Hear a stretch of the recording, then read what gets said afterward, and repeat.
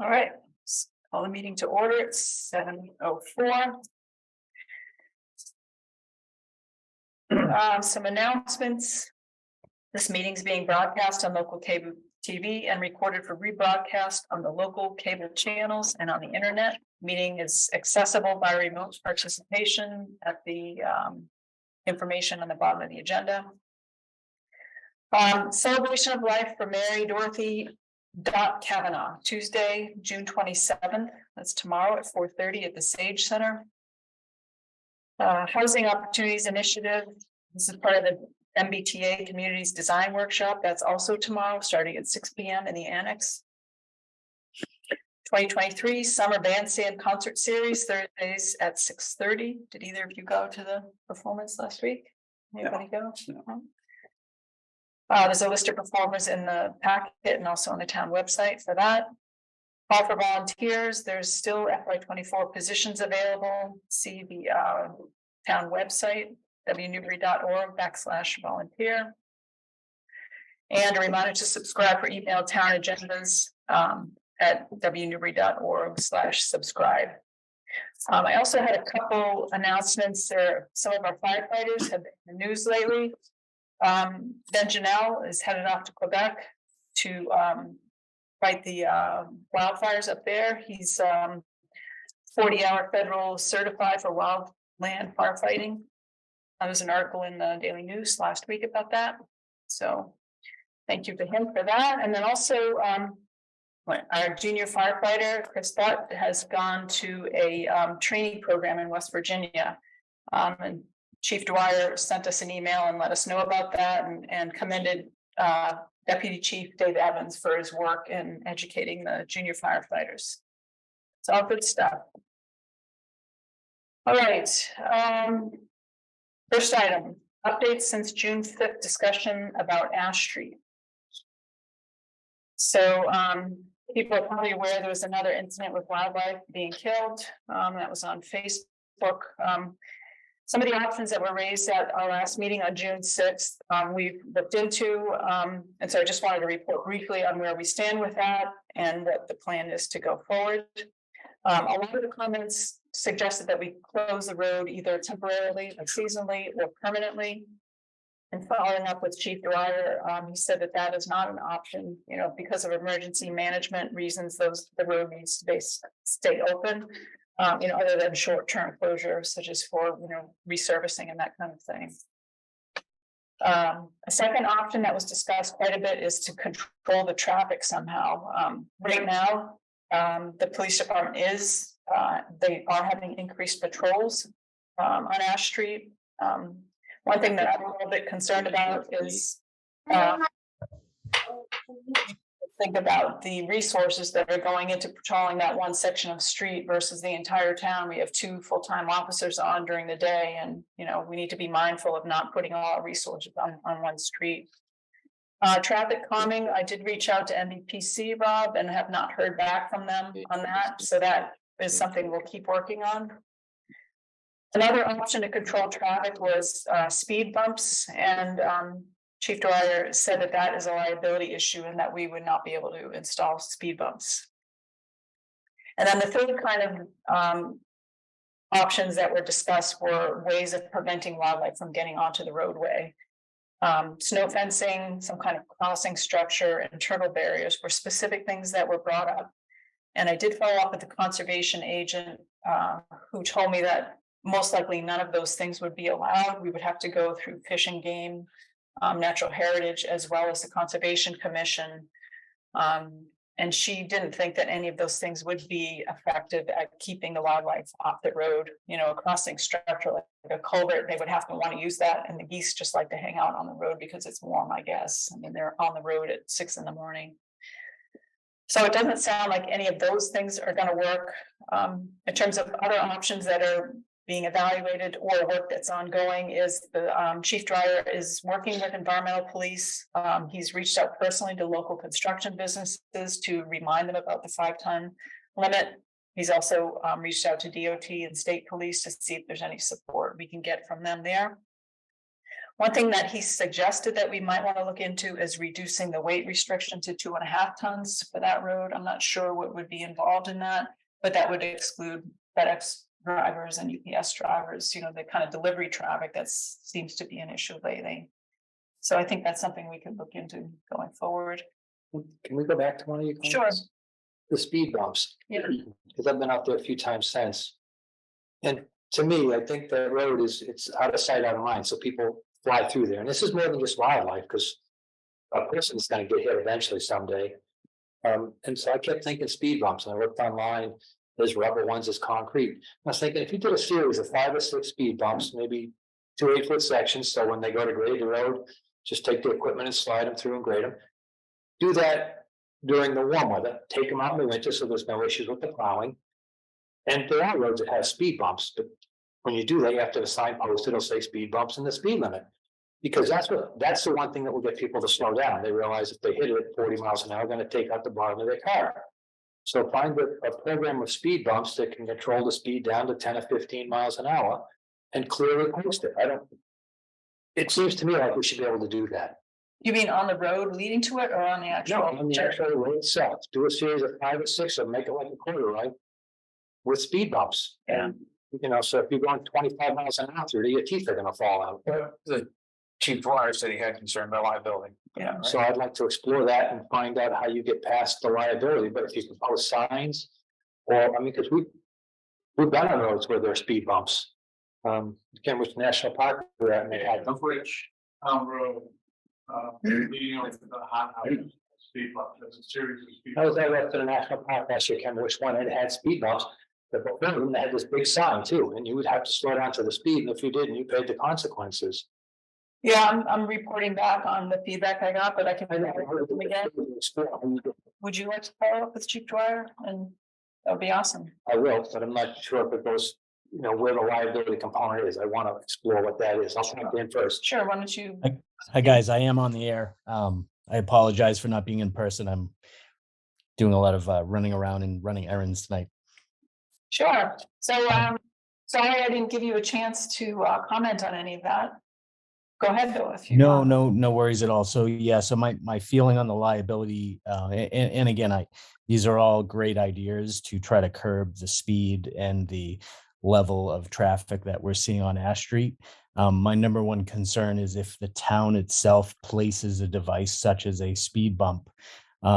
If a vehicle were to hit that speed bump and then lose control and go into another lane, cause an accident, or, you know, worst case, hit a pedestrian, I'm not sure where the town would lie on the liability side of things. I would assume that we would have a great level of responsibility for that happening. So I think we'd need to look into that a little bit further. And again, the people that are traveling over this road at a high rate of speed in some cases don't particularly care very much about their vehicles. So, you know, you and I drive down the road, we're going to drive cautiously because we're going to be concerned about either damaging our vehicle or losing control of the vehicle. But so that would be my position on the liability.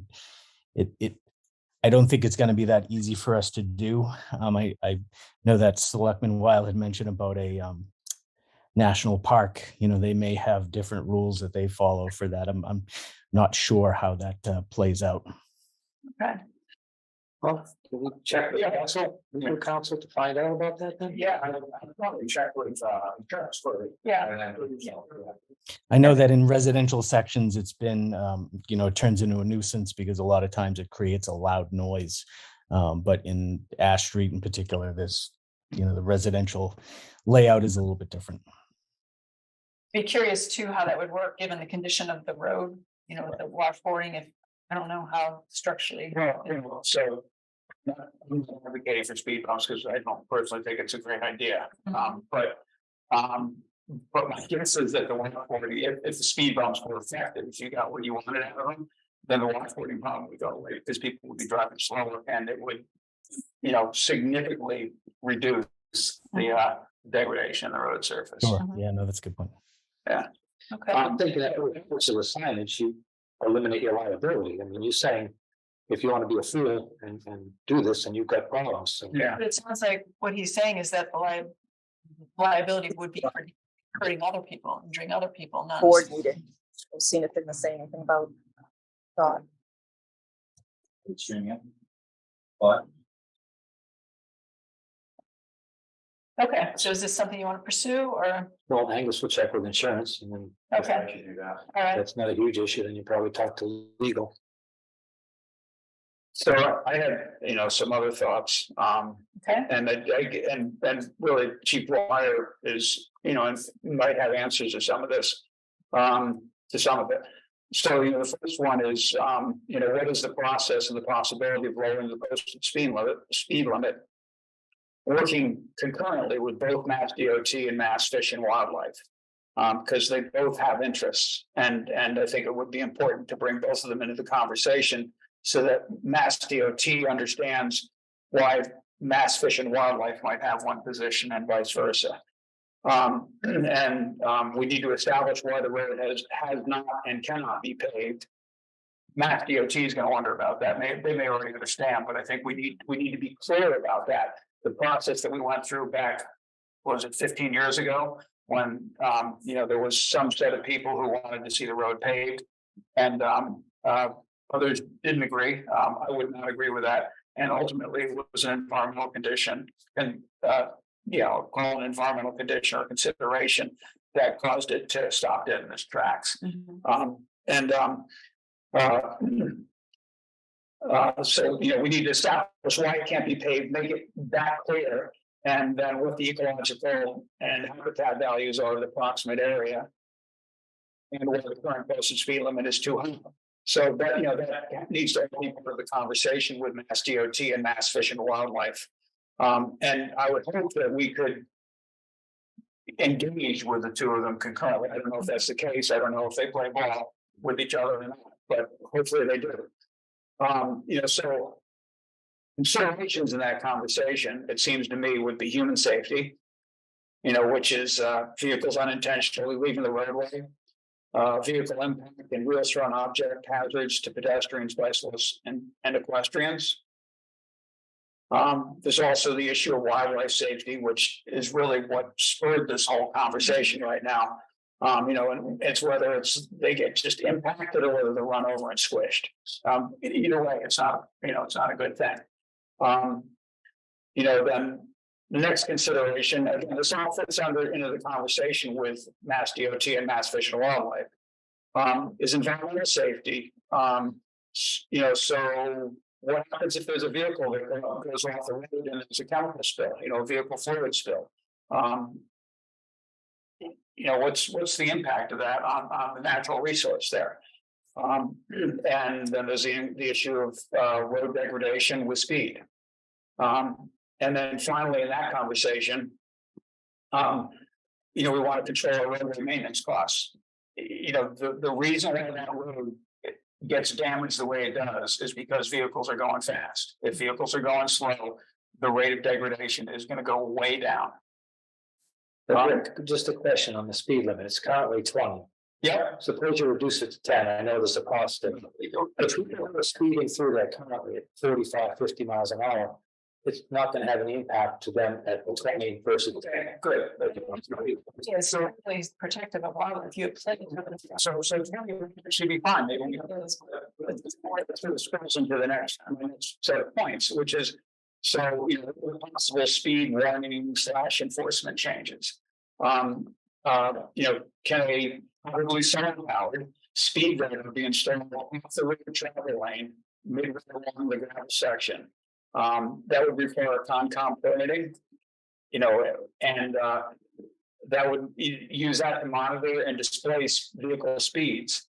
Could we in the marsh basically, could we have something on, a set of posts on either side, that displays the speed. So a vehicle can actually, so their speed is actually visible.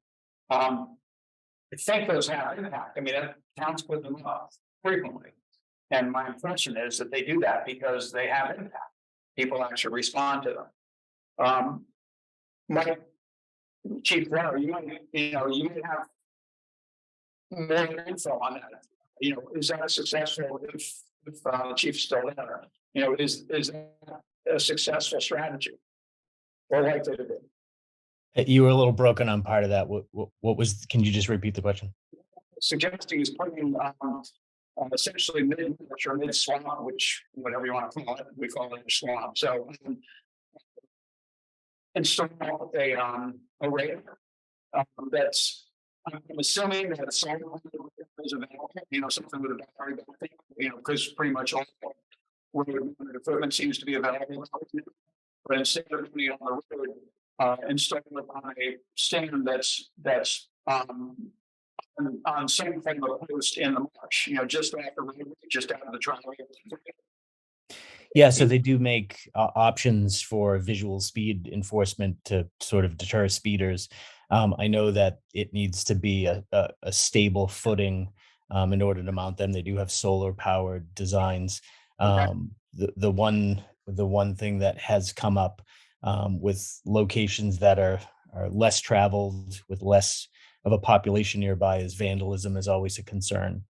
So But they do have options out there for standalone radar, signboards.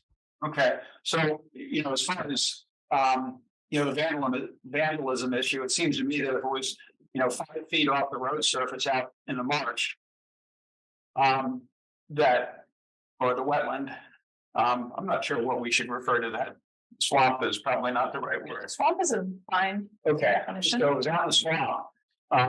Sounds like political speak. If it was out in the swamp, 4 or 5 feet off the driveway, so that somebody had to go into the water, that I would expect that would deter most vandals. Yeah, I think from an ecological point of view, it could be difficult to permit. Well, that's my question, man. So you could use screw anchors, Just the lighting would be challenging. okay. So, all right, did you have other? I did, yeah. I have sort of one more point. So if the speed radar were located at either end of the gravel section, and that type of deployable radar, self-standing or self-supporting, at either end of the gravel section, and there was an officer in a patrol vehicle who could see the radar but couldn't be seen by the vehicle. And the officer used that reading as evidence in ticketing somebody. So really, those signs are designed to train people into slowing down. They're not necessarily a primary tool for enforcement, and there's a wide variety of reasons for that. A lot of it has to do with certification, operation, but really, the design of those is to just put them in a location where people will see their speed and recognize that they need to slow down. So that would be, I'd be more than happy to look into some options for that type of sign. But I would agree with Wendy that I think putting it off sort of freestanding within that area might be problematic. Mike, you had also said that perhaps, we could get a grant and have a portable one that could be used in town. I mean, that might work out to periodically place it down there. Yeah, the recent grants that they had for that type of equipment didn't allow for the portable trailers. So I'm looking into some different options because that is a great tool for us to have within the town, to have a tow behind deployable trailer. Okay. Mike, so are you reasonably confident that type of deployable radar cannot be used as evidence in ticketing? Well, I'd have to look into that. I mean, we don't commonly do that. It's usually just to sort of offset having an officer present. And then there are some people that know their signs are there and they roll the dice that there's not going to be an officer as well. Yeah. All right, so it sounds like we will follow up on the speed bump, whether that's a practical solution. We'll look further into reducing the weight limit to 2.5 tons, and then looking at visual speed indication. going I'm forward. happy to follow up with Angus on those topics as well. the That'd be speed great. bump. All right, thank you. I see we have quite a few people on Zoom. If anybody had a comment, we don't want to get into a whole, repeat discussion tonight, but if there's something new that came up as a result of our follow-up, feel free to raise your hand or jump in. Wendy, Anna Sullivan. Go ahead. So I just had a couple of points. You touched on them, but I'd just like to emphasize them. The Ash Swamp land is actually controlled by the Mass Fish and Game. So I don't know how much local control the select board might have over some of these decisions. So I would say the first step would be to clarify that, what options you actually have as a town, given that, as far as I know, we just have a right of way through someone else's property. And my other comment would be regarding the condition of the road as a liability. I think that argument could be used to pave the road, to keep it maintained, any number of alternatives. So saying the condition of the road is a liability, I'm not sure does that mean we have to pave it? Does that mean we have to create all kinds of things we don't want to? So I'm not sure that the liability issue I think it's sort of a red herring. So those are my two. Thanks for listening. All right, thanks. Anybody else? Okay, we'll keep working on this and report back with any updates. Next item, presentation of an updated plan for improvements to 113. So we have TEC with us, Angus. Indeed, yeah. Hi, Kevin, how are you? Hello. Kevin, and we've got Christine Wallace as well, who's been Oh, great. local project manager for this. Okay. Hey, Christine. Great. Good evening, Madam Chair, members of the board. My name is Kevin Dannery. I'm a principal at TEC Incorporated. Thank you for hiring us. With me this evening is Rebecca Dean, one of our engineers who's working on the project with me at the office to serve the town of West Newbury. Angus, did you have any sort of intro that you wanted to do before I shared a PowerPoint? It kind of set the stage for the work, as I think people know, there was earmarked in the 2022 state budget that allowed the town to do conceptual planning for the crossing between Page and Hudstave. More recently, we got, and so that work, we engaged DEC. They did plan, got a lot of public input, and that resulted in a conceptual plan as well as a broader idea for a sidewalk along a stretch of 113. Last fall, we applied for a Safe Routes to Schools grant to try to implement that. We did not get the grant, but we know that's not uncommon. Your first go around, and so we do apply for another Safe Routes to Schools grant in the future. But more recently, we got another state earmark that's kind of the Mass Office of Travel and Tourism. And that we engaged DEC to take the conceptual design and take it to a higher level of engineering, as well as survey work. Obviously, this is a state road, and so there's a number of steps to get from kind of concept to design to permit to funding. So we're also looking at this work as a kickoff for a broader corridor planning effort, which was partly funded by an article that was approved at the Springtown meeting. So tonight's focus is that immediate crossing. We also want to make sure this is viewed in the context of a broader corridor planning effort that people will be hearing more about over the next couple of months. Great. If it's okay with you, Madam Chair, I'd love to share my screen and I can just walk through a quick presentation. Sure, that'd be great. Okay, great. Looks like I need to, let's try this.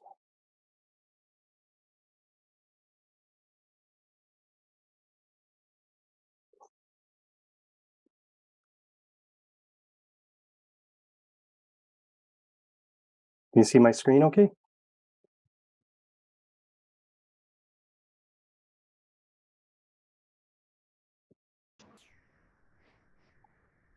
Kevin, I'm not sure about other people, but I think I can only see a blank screen. Oh, we can see it here. It was coming through well here in the conference room. Christine. Christine, can you see the screen? I saw his screen right now. Yep, I can see it now. Okay, excellent. Great. So this is an update for you as the select board, just to let you know and to more or less reaffirm the hard work that we've been putting in over the last couple months, as Angus stated, to bring the improvements at the Page School and Pipestave Recreation area to a higher level in anticipation of submitting to DOT in the coming weeks. Angus, I think you said it very well. The summary of where we've been to date. Earlier last year, early in 2022, there was the safety audit that was a collaborative event with our team, with town staff, school staff, and others to look at different safety aspects along the corridor and to come up with some ideas. In May of 2022, those crossing improvements were endorsed by the board to move forward. In November, we refashioned certain elements of the same concept as part of the Safe Routes to School grant program. And the good news is that the design aspects have remained substantially similar over the series of detail as we get further and further. So a good plan from the start results in good plans and design. So we are finalizing the 25% design, which is the first submission to DOT in what would be a permit project. So this would be the town utilizing its resources to develop plans, to seek permission from the state as part of a permit project to then go construct the improvements along and across Route 113. This is substantially similar, as I mentioned. I think you're going to see in a moment that it's a focused area of what the broader grant application had shown. In this, our preliminary cost estimate, which includes a number of contingencies and estimates for police services and construction engineering, totals about $240,000 based on our preliminary estimate. This is the grant application graphic that we'd worked with Angus and other town staff on. The area had extended all the way from the gravel area down at Mill Pond all the way up through the Page School driveways. It had also at that time included more extensive sidewalk to go into the Pipestave recreation area. But what I've put the red box around is the area that we're now focusing on as an early action item that the board can pursue to try to affect safer crossing movements, not only for pedestrians, but for equestrian riders as well. When we zoom in, this is actually the refined graphic that we prepared for this evening that shows the zoomed in area that we're really focused on here, from that secondary driveway at the school parking lot to come along the driveway that serves the town facilities and the housing authority property, to create a new radius in this area here where this edge of road is going to be better defined. But this is where the pedestrian sidewalk improvements come to a ramp, and the other gravel surface for the equestrian riders would come and meet at a point where we have what would be called a RRFB, or rectangular rapid flashing beacon, which you can see in the lower left, which is something that when the button is pressed, there's an alternating strobe of lights as an enhanced warning sign device to alert traffic on 113 of a pedestrian or rider that's seeking to cross. You can see the two crosswalks side by side in this area crossing Main Street, and then similarly a back-to-back facility with sidewalk and then gravel surface behind it, and a small apron of gravel here that would facilitate not only the pedestrian movements for going further into the Pipestave area, but also understanding that the police are sometimes doing speed enforcement in a stable surface right near 113. As part of this plan, you can see some of the cross sections here that are insets that Rebecca and I had worked together on. This section here that I'm circling with the mouse is the area up against the existing retaining wall that's along the driveway. that is something that we're envisioning to be a sidewalk facility that is right at the edge of the driveway today with very little work, drainage work to do because it's already sloping the right way. But that would be a 5-foot sidewalk and then a 6-inch curb to then round to the point of the crossing. Along 113 itself, there would be a short stretch of curbing that would provide a curb return and then tip down, and the sidewalk and the curbing would terminate right at this location. This does not result in any major drainage changes because the water that was used to sheet flowing off in this area can now come around and sheet flow off. Or there's actually a little high point right here. This water would sheet off the edge of the gravel surface here. You can see the widened green space down here in the lower lower right. There's a fill section, so to try to create the 6-inch curb, sidewalk, the gravel apron for the horses, then have the slope that goes down. We can touch down just before the existing pipe stave sign that you can see here. But to try to do that, we'll have some fill that will touch down just before that sign monument here. There is guardrail in the stretch that would be removed, and then a new section of guardrail would be placed at the back of the gravel before it starts to slope down towards the pump station, the other utilities, and this sign. But this remains substantially similar to what the board and the public have seen in the past. That's the great news. And I have a 12-sheet set that we're finalizing currently that is less graphical in nature like this is, but has the very detailed dimensions, construction details, construction notes that provide the definition to this that DOT would like to see.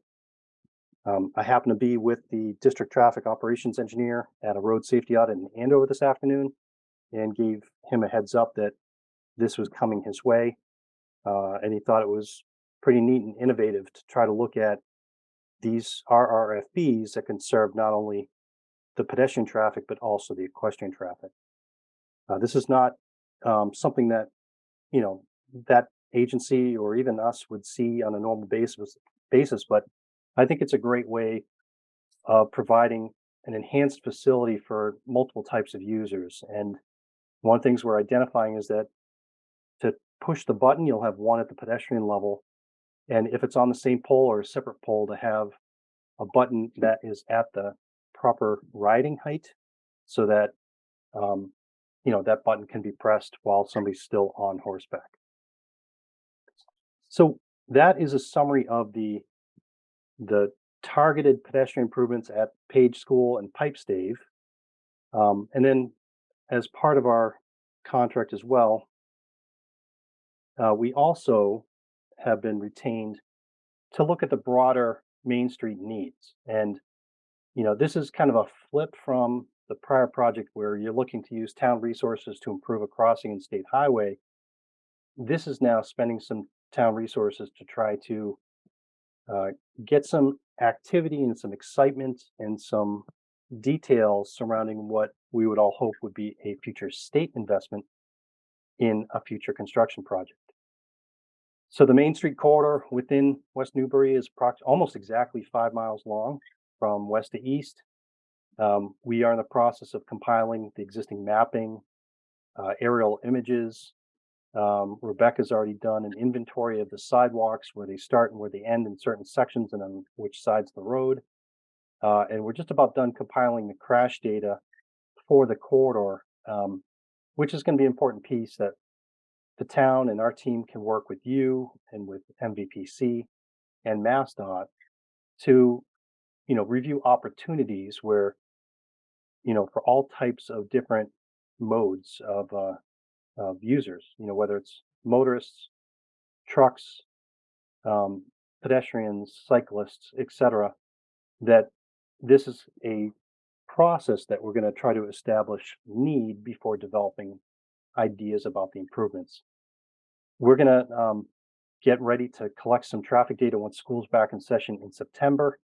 In talking with Angus, we're also going to look to engage in that public process to reach out to better understand where people see them using it or reasons why they may not use the 113 corridor, in hopes that we can develop some alternatives to help improve that situation. We've already had an introductory meeting with MVPC to kind of kick things off. They have great staff on board. In fact, I was just with some of them this afternoon, that are engaged in trying to help the town pursue some of these longer term needs. So in the fall, we hope to have a session that's specifically targeted to receive input about needs and how people are using the roadway itself. And then with that information, we would then look to focus on the ideas for improvements. Those could be along the corridor for things like sidewalks or bicycle facilities, but they could also be focused intersection improvements in different areas.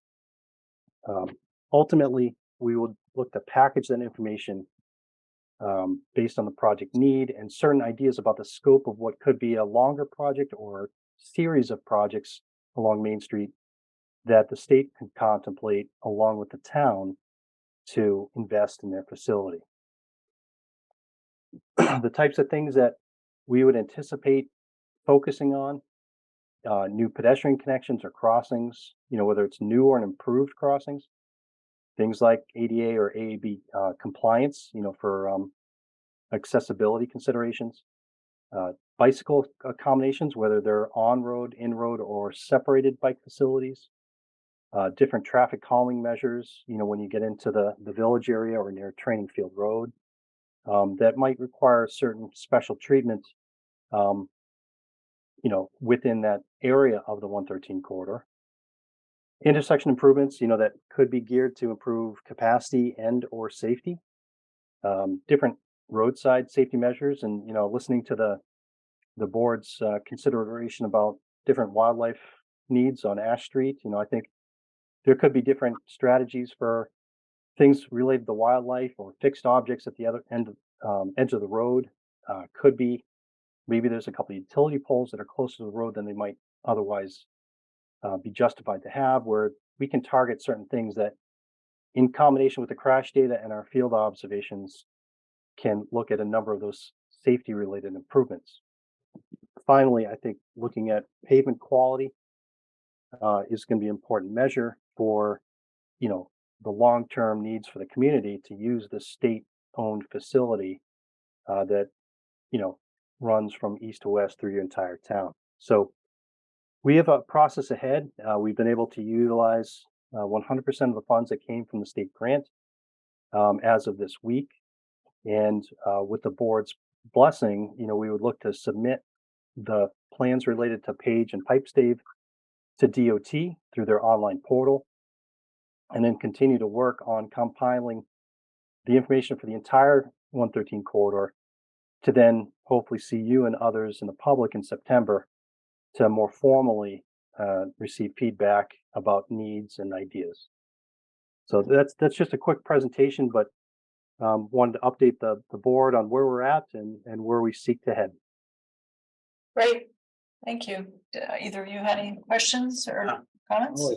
All right, Chris, bring it on. The one question, I'm looking at the crossing between Page and Pipe Stave Hill. You've got the one crossing light with the strobe. My question or concern would be, first of all, it's on the Pipe Stave side of the road, and from the east, the road curves there, and from the west, it's coming up the hill. So both have line of sight issues. And I'm wondering if it's visible enough there, or if you would need a pre-warning sign maybe on either side at a further location away from the side. So when somebody pushes the button, the cars aren't jamming on the brakes to get there. So I don't know if there's been engineering done around that, if that's something to be considered. It's an excellent question. And these types of RRFB units, there would be one that we would place on both sides of the road, and each one would have double-sided signs. So to be able to get visibility around the curve, but they're also up around, the total height is around 13 to 14 feet. So given the crest of the hill there on 113, this would elevate the sign to a level where you'd be able to see it for a considerable distance on each approach, whether it's the eastbound approach coming up the hill to be able to see over the crest, or on the outside of the curve when you're coming westbound on 113.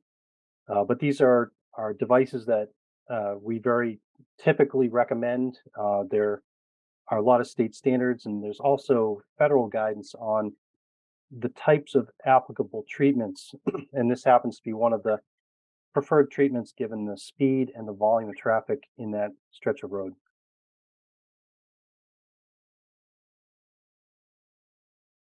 Good. I guess I just would be coming from the east in particular, because that is a curve and people do come fast there.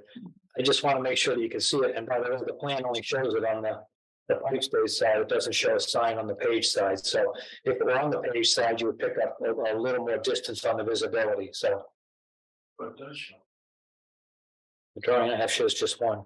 So we have one here, and we have one here as well. It's on top of some of the other hatching, but there would be one in this case, and they would also be accompanied by other refreshed pavement markings. And this gray underlayment was shown just for clarity of the graphic, but the center lines, the edge lines, and approach signs would also be there to alert for, you know, the pedestrian crossing ahead, not just relying on the ones that are right here.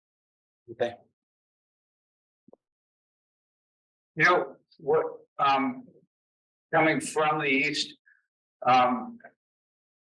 roughly at what distance, would the page side, flasher come into view? I guess it's just kind of a geometry issue. I don't know how far back a driver would be able to see it. This is positioned where you could see approximately 500 feet up the road, if not longer. But there are visibility requirements that we have to adhere to. And some of you may recall from the road safety audit process that we went through early in 2022, and I'm sure you already experienced it, but I think the 85th percentile speeds were somewhere around 48 miles per hour, which means that, you know, the bulk of the traffic is moving at a high rate of speed, and we have strict standards that we need to adhere to for the visibility requirements of the crossing, of the signs, you know, based on not the posted speed, but the 85th percentile, which we did collect. So even at 60 miles an hour, that'd give you 6 seconds. You know, if it was 500 feet. Yeah. Kevin, the location of the pedestrian walkway on the south side of 113, does that impinge on the bike lane, or is that totally off the current pavement?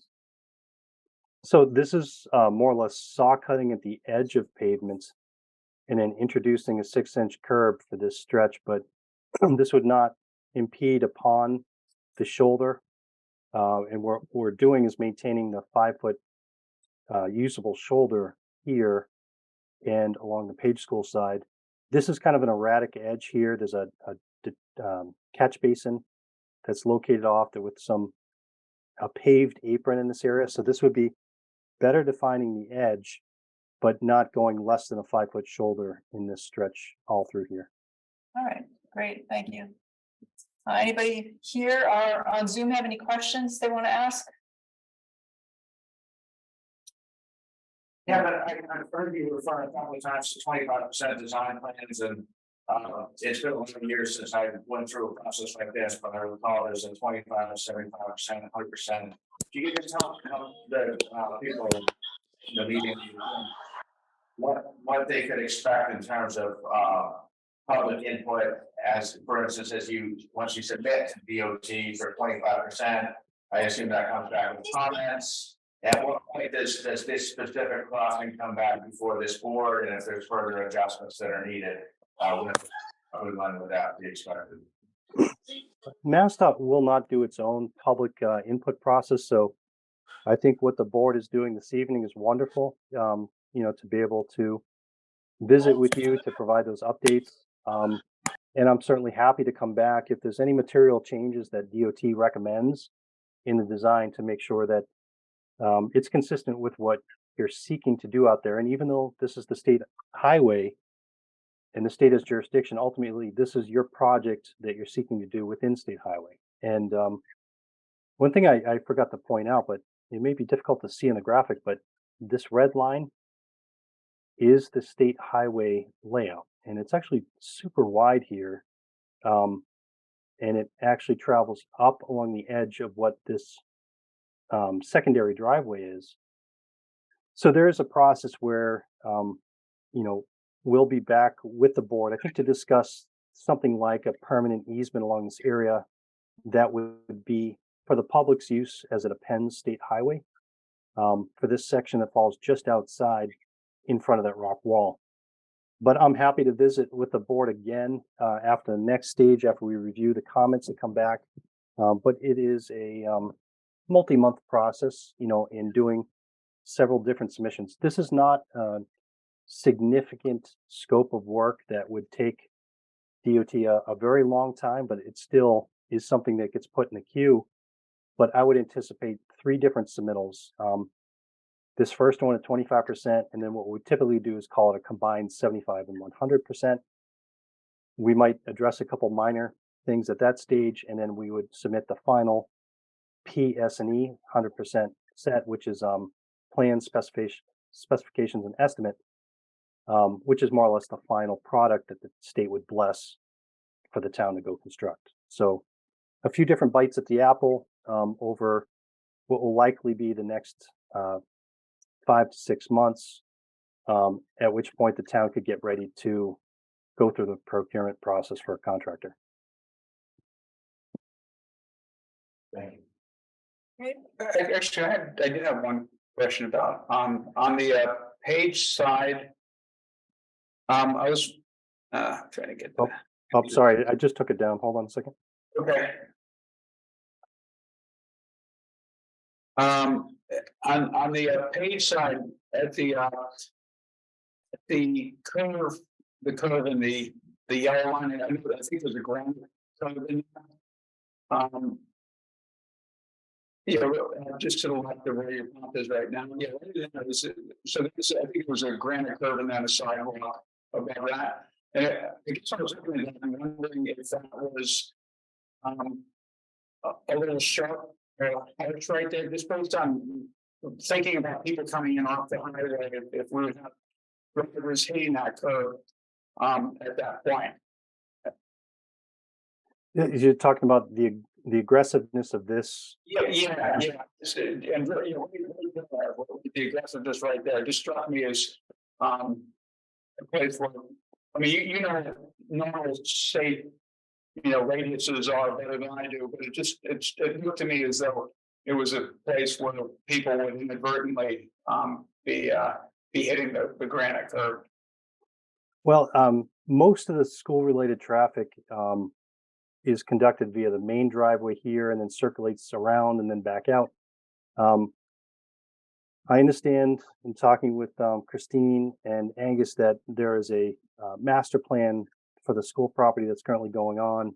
I know that there's other safe routes to school activities that are going on that can help shape the circulation. My understanding is that there isn't a significant amount, but it might be overflow or occasional uses of this driveway to come out, or possibly, other vehicles that would circulate around the back. This is kind of begging for a calmed environment here. It is unique geometry in the fact that, this driveway parallels 113.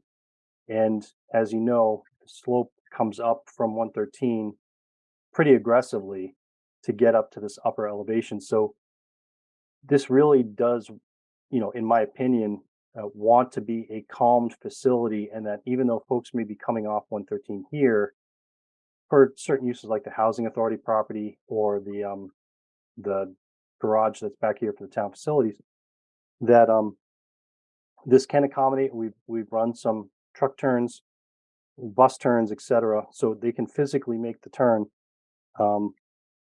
But I would encourage the board to consider something like this, because it would be the best alternative for calming things for the pedestrians that we're seeking to invite down here to then cross 113. I can follow up briefly on some of the issues Kevin was talking about. Wayne Amaral, former DPW director, and I had met with the principal, Puteri, regarding on-site circulation, and there was, before my time at Safe Routes to School, study done on best ways to improve circulation, and possibly have some of the buses come out the secondary driveway. And Wayne and I had also had some initial talks with the housing authority in terms of being able to share that driveway officially.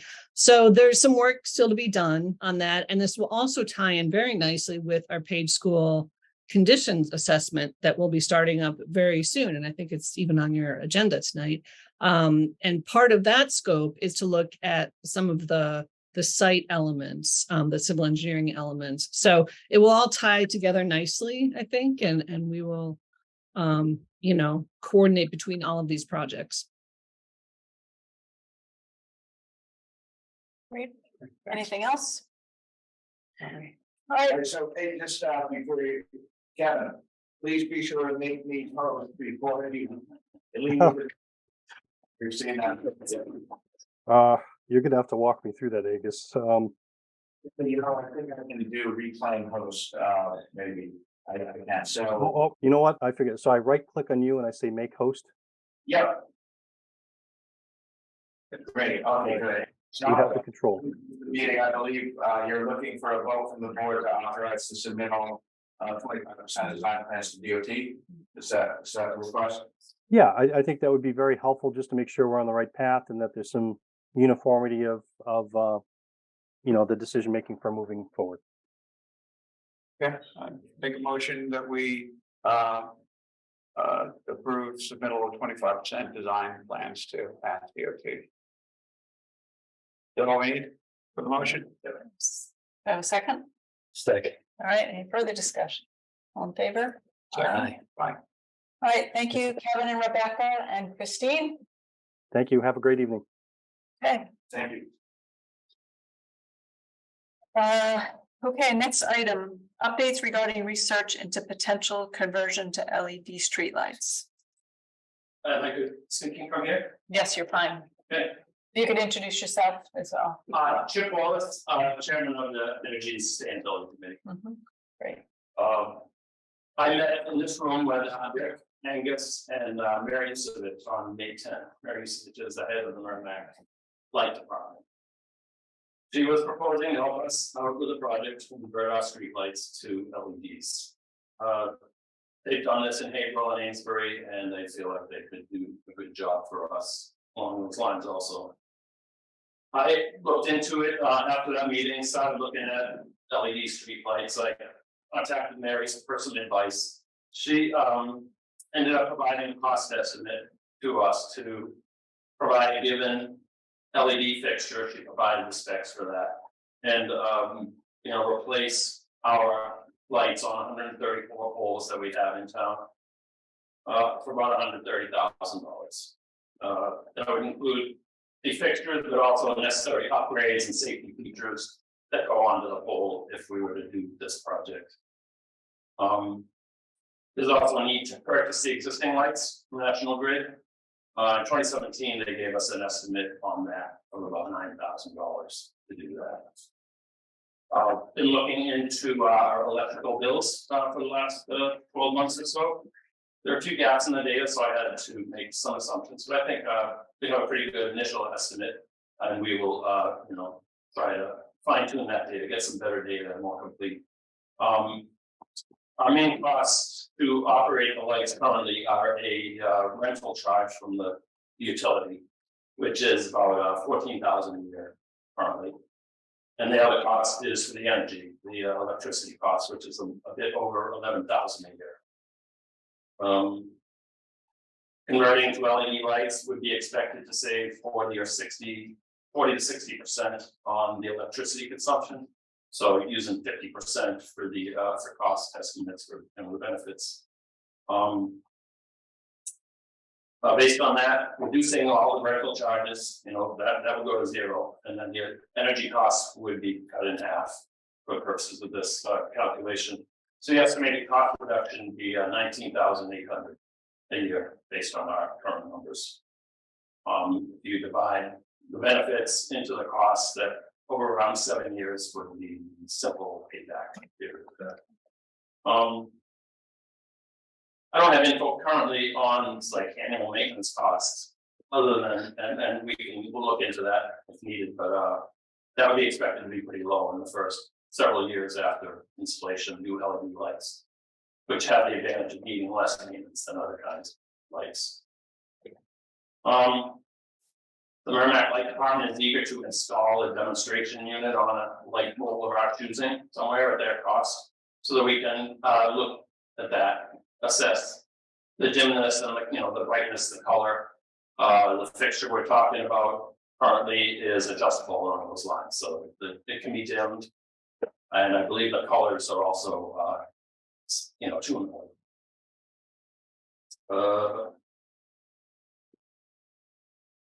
We anticipate it would be appropriate to apply for grant money to do a project like this. Other towns in the area have gotten green communities grants for LED streetlight projects. And that is my summary Okay, for now. great. We received a letter from Brian Murphy back in February, suggesting that we look at LED. I see you're on, Brian. Do you have a suggestion where you think a good demonstration location might be for us to look at these lights? I know you mentioned a DPW pole, I think. Hi, thank you. Chip and your committee, thanks for that great research and information. The DPW light was a standalone Okay. light. I think we're talking about a pole light. Yeah. So I don't have any particular place in mind. Something that's convenient towards the center of town or something, perhaps. But Isn't one of the ones right out here? There's a 50 watt. Isn't there a large one and then one of the 50? Yeah, two poles right on the front of town. This building, 1910 building, one is a 250 watt fixture, so the second largest one we have in town anyway. Oh, okay. The other one is a 50 watt fixture, which is what the majority of our lights are now. It occurred to me that possibly the 50 watt fixture pole might be a suitable one. If it was the one right in front of here, it would get the most exposure, or arguably get the most exposure of any in town. Yeah. Okay. as long as it's not impacted by the other larger fixture. Yeah, that's an interesting point. I guess we'd have to look at how far it's set off from the other one. Yeah, I can't think of that offhand, but maybe one of us will remember as we drive out here tonight. yeah, we've lost the easy look with the daylight now. That's for sure. But that's actually that's all good news, and even without a grant, the numbers appear somewhat compelling. But I think a grant would really reduce it to maybe a 4 to 5 year payback. Sounds pretty interesting. Maybe it's not. Yeah, hopefully. So yeah, thank you very much. I'm delighted to hear that. Okay, thank you, Brian. Well, I also mentioned a couple other elements of this, and go through his letter, in mentioning about focus light, not a lot of glare. And then, as Chip and I discussed a little bit earlier, there's also questions of the best color to be using. My understanding of the sodium is one of the reasons people don't like it is it's very disruptive to flora and fauna. So as we go through this process, I think we should keep in mind what Brian said in his letter about, getting the light down but not diffuse, and then taking up the question of what might be the best color. Because you can go the vast array, and I know different light colors have different characteristics. Right. Different effects on people. I've been tending to think we would want a relatively warm color more on the yellow.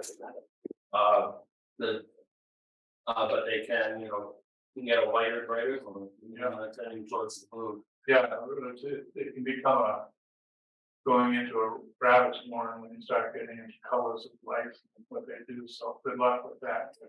I know it's a thing to consider, and I really like Brian's reminders about how you can light stuff but have it not be diffuse and glaring and all that stuff. Right. So I know, I told Mary, the light department, that I was meeting with you tonight. She's very eager to put up a demo unit for us, so I'm not sure if we're ready to decide it's okay to do that once we choose a pole to put it on, or if you would like to think about it. I know with the overall ones, swap over the purchase of the lights from National Grid is, it's a prerequisite with a demonstration, what's involved, if anything, with National Grid. They would plan to work with National Grid to make that happen. Do you have any questions or? Yeah, I'm guessing we'd have to purchase that one light for starters in order, and then obviously they would install the replacement. $9,000 about for about 130 lamp set, not for about $70, I believe. Seems reasonable. Chris, any thoughts? Yeah, I got lost there a little in the math. You're talking 130,000 to install them on 134 poles. Yes, So that's about, when you look at they said the lights are 295 a unit. So that's about $90,000 the installation, and you said any upgrades. the majority of the cost is the installation. Yeah, so National Grid allows their staff, their linemen to connect directly with their grid, with their lines. For anybody else to connect with National Grid's power lines, they need to comply with National Electrical Code for safety standards. So they have to actually completely rewire the connection, and they have to put circuit protection device. And the whole process is a lot more complicated than what National Grid requires of itself. And I guess it's because they probably don't want the liability of somebody getting electrocuted. I'm sure. Yeah. And we probably don't want that either. It's kind of, So there has to be something, because that is so much. It seems so expensive, but it's because there's labor and there's material. yeah, I'm not sure it's that expensive. I'm just trying to get a sense of the numbers. So what would it cost to get one put in, I guess, if they want to check? The general one is at their expense. Okay, so I said that we have divided one light for National Grid. I think we give that a shot and see how it looks. sure. Can't make a decision without seeing that reasonably. Yeah. So one of the other options, or one of the other issues that we talked about with them is there's this bridge between Merrimack and here. And trucks have been known to go across it and cause damage. Really? So we talked about that, and they've apparently already considered getting a truck specifically so that they could come across that bridge. And it sounds like that would, the alternative is to go to Haverhill or to Amesbury, but it sounds like they would probably buy an additional truck, which they need. It sounded like they needed anyway, and they 12 would, feet, 5 inches. it would be sized so that they could cross that bridge. Interesting. The last thing we want to do is was another disaster. All right, so do we need to vote on this, Angus? With regard to the single. The construction? Yeah. I think it'd be good to know which light and maybe be able to give some guidance, direction to Mary on like some of the color of wattage. I do know, she's been very eager. Yeah. And so I just don't want to, ask you to vote something if we don't know the detail, because the next thing should just be asking all the follow-up questions that we won't have the answers for. So maybe I would think before you vote, you'd want to know like what location, what lumens, what brightness, some of those other factors. I know when we met, she talked about, that range of options, and I think she said that the manufacturers are happy to come in and do demonstrations like in a dark room. I don't know if there's something like that might be a good interim step before we go to what would I think be a permanent switch for a light to LED. I guess so. But Yeah, chances are we wouldn't want to take the one back down. So yeah, it's probably a good point to do our due diligence about what lights to use beforehand. Yeah, and that was kind of a neat idea anyway, you know, the public engagement part of this is really important. The reasons that Brian outlined in his email. You know, makes a huge difference if you pick the right or the wrong kind of way. That's going to have everything to do with why this is perceived to be successful. The cost savings are great, but the aesthetics of that kind of you know, illumination is what people really care about. So I don't know if there's an opportunity to take it a little bit further in terms of understanding or how, you know, the board understand what your options are on design choices for lighting before you're asked to actually vote a specific accreditation. Because I think that's going to take some time with, you know, even getting the permissions from National Grid to swap out. You know, it would be interesting to load up a car with, you know, 3 or 4 people and drive in town, but also go to Newburyport.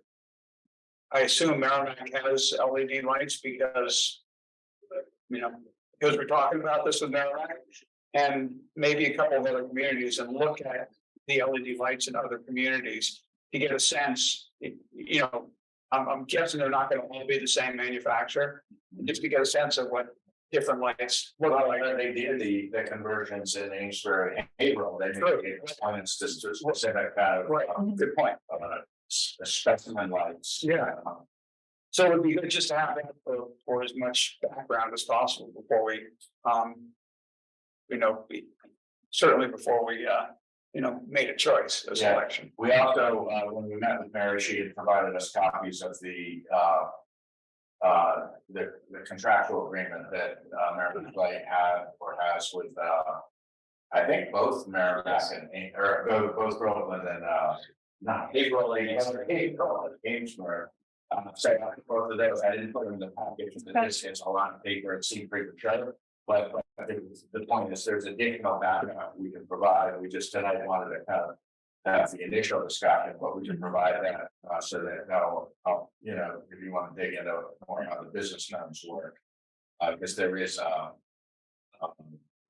you know, there is some pricing in the appendix to that contract that she provided us that, you know, you need to kind of put through a spreadsheet to understand really what the cost is. Yeah. Okay. So, what do you think about looking into all of that and coming back? And you think you meet once a month or? Typically once a month. Between meetings, so. Okay. So 2 months, you want to put them on for July 10th or July That's 24th? too soon. July Yeah, July 24th, and then we can check in. You'll be remote. Yeah, I think August might be better. Okay. Yeah. All right. That sounds good. Thank you for looking into this. Sure, I think a great program. Thank you. Sure. Great. Hey, Brian, if we do, if we put together a mini road trip, would you be in? Yeah, no, I'll be happy to help. I have a fair amount of experience in doing commercial lot lighting and whatnot. We for should banks. do that. That'd be great. No, I was going to weigh in on different temperature lighting, but boy, that'll set your mind to frying tonight. So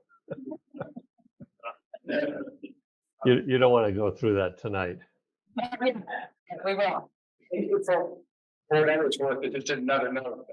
In the first meeting we had with Mary, you know, she was emphasized how quickly they respond. I recall conversations with Wayne about how long it sometimes took National Grid to respond if a light was out. You know, if one of the existing high pressure sodium lights was out, it could be many weeks before they would get around to fixing it. And Merrimack claims that they'll be right here. You know, within a couple of days. So That'd be nice. yeah, you know, I've never had that problem, but apparently there have been people who had lights go out in front of their house where they saw it as problematic. All right. Right. Great. Thank you. Appreciate it. Thanks very much. All right. The next IMD update on work to pursue potential creation of a new public water source. So anybody that's been involved in town Affairs has heard this 31 Dole Place probably for the last 5 years. Up until now, it's only been discussed in executive session because it involved purchase of a piece of land. So tonight we're really rolling this out to the public to try to bring everybody up to speed on where we're at with this endeavor. So yeah, if you could pull up that timeline. So this is a bit busy. It's not up yet. Okay.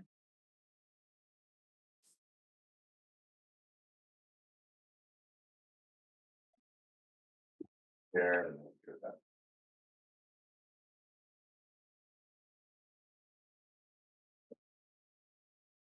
Great. All set? Yeah.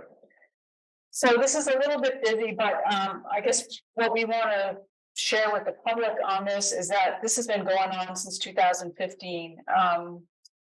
Also, as you can see, as I summarize the different years and the activities that have taken place, the select board, the various select boards have really made a good faith effort to negotiate with the owner and their representative for 31 Dole Place. And then in the next slide, you'll see that in addition to purchasing the property, there is a pretty high cost to develop it as a well field. So it started back in April in 2015, where we voted to approve money for well field testing. And then the Board of Water Commissioners initiated the process of negotiating with the owner of 31 Dole Place. Subsequent to that, we received a license agreement to do the well field testing, and Mass DEP approved that we could do the testing there.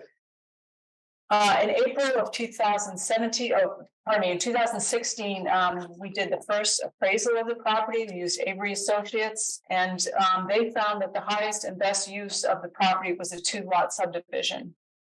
There were some MEPA filings, which is an environmental impact statement that the state requires in 2016. And in 2017, we there were a couple articles at annual town meeting to authorize purchase and use CPA funds. However, that was passed over because it was premature, given that we didn't have the results of the pump test yet, which was completed in May. So this yield of 0.98 MGD, million gallons per day, that's what that well field is capable of pumping. However, our current permit limits us to 0.16 MGD. So we would need a permit change to be able to realize that amount of water. In July, the town requested an asking price from the owner, and they declined to name a price. Then the select board offered 1.025 million for the property, and the owner rejected that offer. At the next the special town meeting, we added the site to our groundwater protection overlay district. So we were moving forward as if this was going to become part of our water source. In 2020, so that's 4 years later, we did a second appraisal of the property with a different appraiser, and they appraised the property at 1.99 million. And they also thought a 2-lot subdivision was the highest and best use for that property. In October of that year, the town engaged Tata and Howard, which is an engineering consultant that works with the water department and the Board of Water Commissioners. And we asked them to provide updated cost estimates to develop the well field, and also if could we connect to other towns and maybe sell water to other towns. 2021, Tata and Howard provided their final report of estimated costs, and we'll go over that in the next slide. In October, the town offered 1.99 million for the property, which was the exact appraisal amount. But in November, that offer was rejected by the owner, and they declined to provide a counteroffer. In 2022, it's not shown on here because the activities weren't specific to Dole Place, but there was a lot of work kind of at an administrative level to look at capital planning for water, to look at rates and how they could tie into expansion of water sources.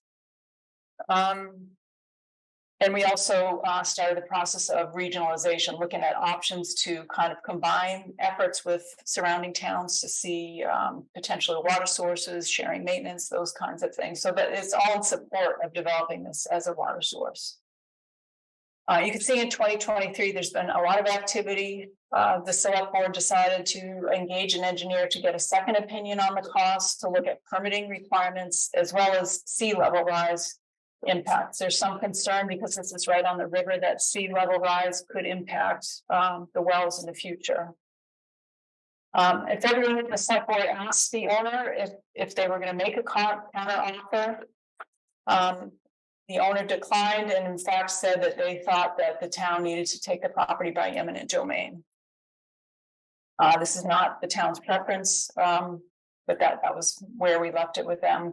We also asked the owner's representative if we could have access to the property to continue testing. The permit that we received in 2017 has expired, so we need to repeat the well testing and also do some additional water quality testing to support permitting. We had a couple meetings with the owner's representative in March. April annual town meeting, we approved $50,000 to get the engineer's second opinion, and in fact, we've contracted with Weston and Sampson to do that work. If you could go to the next slide, Angus.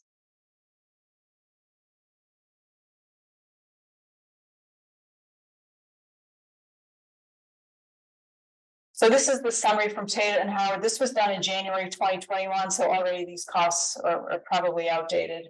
But the first line just shows the about $4 million just to create the well field and a chemical feed facility construction. There were some unknowns at that point. One was whether a water filtration plant was going to be needed. You have to have a longer period of a pump test to determine that. If needed, that was $8.7 million. PFAS, the forever chemicals, which are so much in the news right now, that wasn't on the radar when we did the pump test in 2017.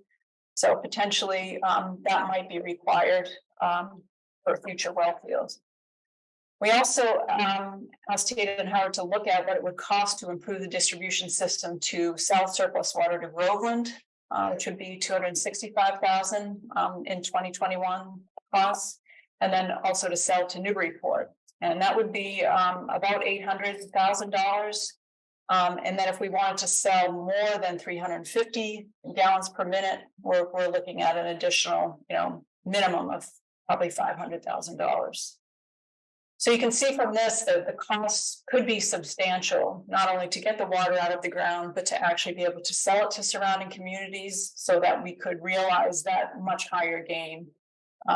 It's about 6 times what our current permit is that the well field was shown to be capable of. So that's where we're at. I mean, I'd like to invite the Board of Water Commissioners or Mark, if you have any input, as well as Rick and Chris, if I missed anything or there's anything you want to call attention to before we take public comments. You hit that, you hit everything pretty much on the head right there. Yeah. Touch base on a lot. Yep. Okay. Bob, did you have any input? No, we always knew going in that this was going to be a pricey situation. Mm-hmm. And to me, the town is the one that's going to have to decide whether it wants to spend it on. Mm-hmm. It's not us. Yep. As we think it's needed.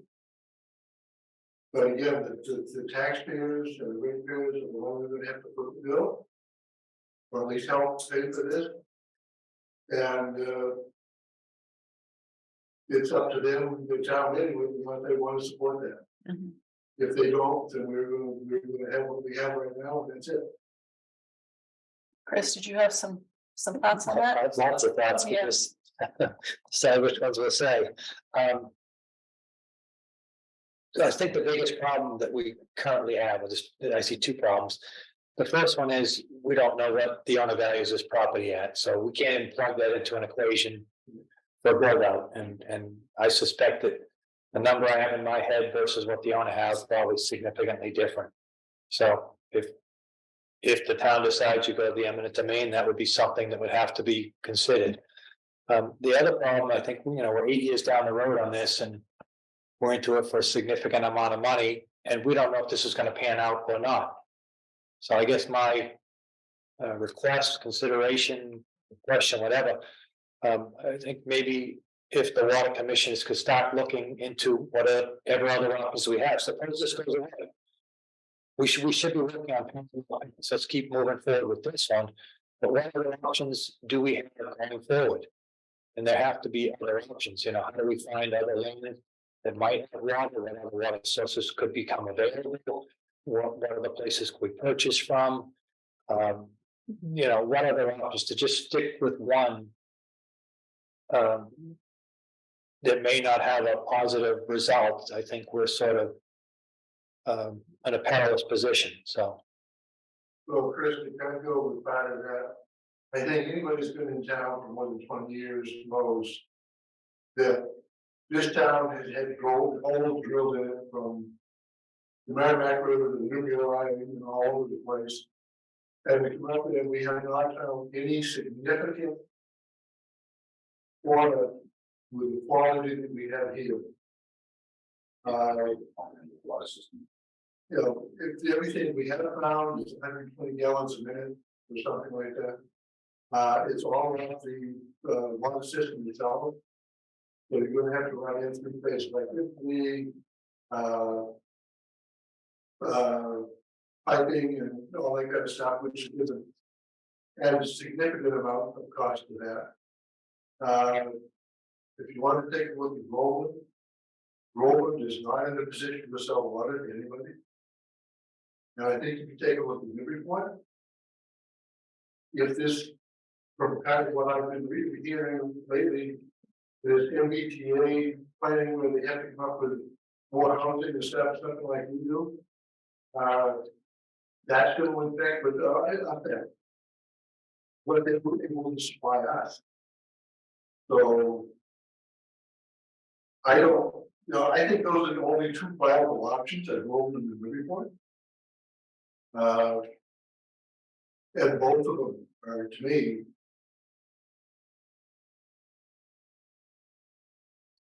the best, really, to get, you know, something long term out of both of them. Like I said, we've exhausted on every site in town that I know of. You know, that we've drilled holes everywhere and we haven't found anything that's significant. I mean, what do we have? If the town decides not to do this, we're stuck with it. And that's my question. What happens if that does become where we end up? What happens then? We're stuck with what we have. That's simple. Yeah, depending on other. We're dependent forever on another town. Because that we want to go right around as it is, we will not supply it. It's on the list without getting, I mean, we buy about 20 million gallons of water from Newburyport every year. Last year, obviously, Robinson Region was a heck of a lot more. But the well field itself, without Newburyport, cannot support. Unless we do, you know, real stringent restrictions on it. And I'm not even sure we do that. Well, that goes to the point. Do you require people who want to water their lawn to put in a well for irrigation? Do you put quotas on water? Do you restrict? Do you have zoning regulations for new construction? Well, And that's what I'm getting at. To sit there and say that or expect that we're getting water from this property, my concern is what happens if we don't? We better start looking at other alternatives before that happens, so we know what we have to deal with at that point. We're in a very precarious position with one option. Yeah, I can see right now, we're stuck with what we have at this moment. We're going to be, water's going to be restricted. We won't have any choice. Yeah, I think that if that happened, we would have to continue looking and find other options. I mean. We'd have to, I don't know where we would do it. Yeah. That area of town. Mhm. If you have one person that's not willing to sell, maybe you have other people on that. Sure. For the day. Yeah, I think we have to kind of. Yeah, I mean, there was a possibility several years ago, the Riverbush property, which the town built a block the development rights to. Mhm. There was a possibility of looking there, I don't know what ever did, and I'm aware of it. Mhm. I mean, that's another option, that's how to, you know, that particular, you know, it's not in the Jarvis property, if you will, but it's, Right. it's west of that, but it may be a viable site, but we never look. Yeah. Rick, did you have any input or comments? I really don't. at this point? Okay, Rob, is your hand Yeah, raised? so. Couple of different issues, but the one question I have is. Have you run numbers? Apart from knowing what the land acquisition costs, presuming what Tater and Howard has given you. Have you run numbers about what that would end up producing? As a water cost? Has anybody run a number that says if we go through this, irrespective of what the land costs, this is what we're gonna be paying? I would think you would want to establish that number as a benchmark. Well, we need updated engineering costs to do that, which is, we've just contracted with Weston and Sampson to do that. Yeah, Is that what you're gonna end up doing? well, isn't that part of the study that we're doing that was, So, yeah, because that will lead you to understand whether you should be doing well at all. That's my point. Yep. So without those numbers, you're kind of. It also then leads to what you can afford to pay. Yeah, I think there's some unknowables right now as far as that's compared to, so, for instance, the speculation that we might be able to sell water to Groveland, speculation that we might be able to sell water to Newburyport. Those are at this point unknowables. But what you should end up with soon is enough knowables to at least run some numbers to see if this is even worth pursuing at all. That's all I'm getting at. yeah, that's a good point. Kind of unknowable. They all become confounding variables, but you gotta at least get to the gist of it, whether it's worth pursuing this at all. Other than that, your best arrangement is with someone on the other side of the town line. But I would want that answered. If they're gonna end up with that, that's great.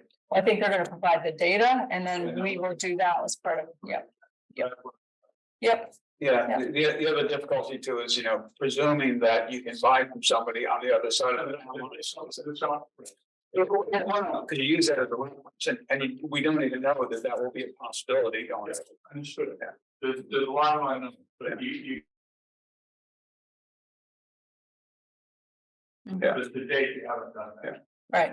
And so I don't even be worried about whether to pursue land. I want to have a model of what we can produce, and that will tell you what you can afford to land. In a sense, that's the backside of it. Okay. Angus, did you have anything to add or? No, okay. Anybody listening, have any questions or want to provide comments?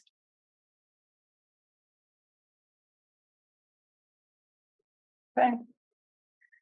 Well, as I said, we just signed the contract with the engineer, so the plan is to have updated cost estimating and permitting requirements from them in time for special town meeting in October.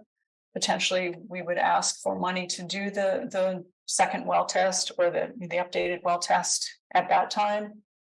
And then potentially looking forward to annual town meeting next year for some kind of purchase or decision about the property. There. Okay. You guys have anything else to add? All right, thank you for coming in, appreciate it.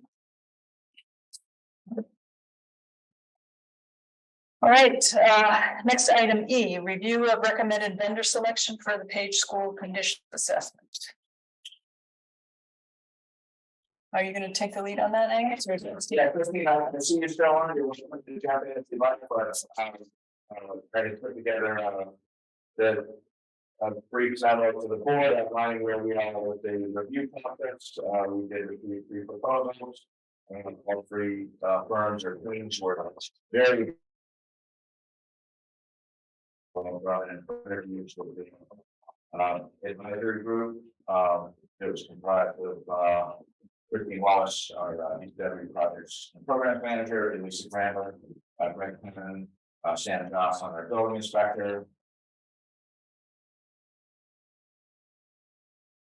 Of the reviewers separately basically gave a numerical rating of how they felt was both in the RFQ. that result. Reference checks could adjust either upward or downward the firm's blended rating.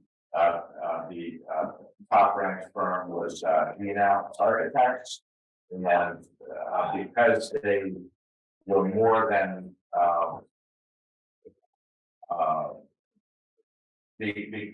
basically because they were almost 10 points ahead of the second, or actually about 7.5 points ahead of the second ranked firm. Unless they had lost points, there was no way any other firm could have caught them with reference checks, because the most anyone could gain would be 5 points, and they were more than 5 points ahead. So basically, I worked with Kate and Bradstreet to do reference checks for GNAP on the idea that unless they lost points, they would remain the front runner. So we did reference checks. They were positive, but I left it as unchanged just because that felt a little bit qualitative. So anyhow, bottom line, the first choice consultant resulted from the process is GNAP Architects. Second choice was Aerostreet. Third choice was NV5. I do want to again state all three teams were very impressive. We were all, I think, very pleased and impressed by the level of attention given to our specific project and the level of effort that went into the proposals. They were very thoughtful, put together really good teams covering a lot of sub-disciplines. But at the end of the day, we're all unanimous in feeling that GNAP was the strongest team for our project.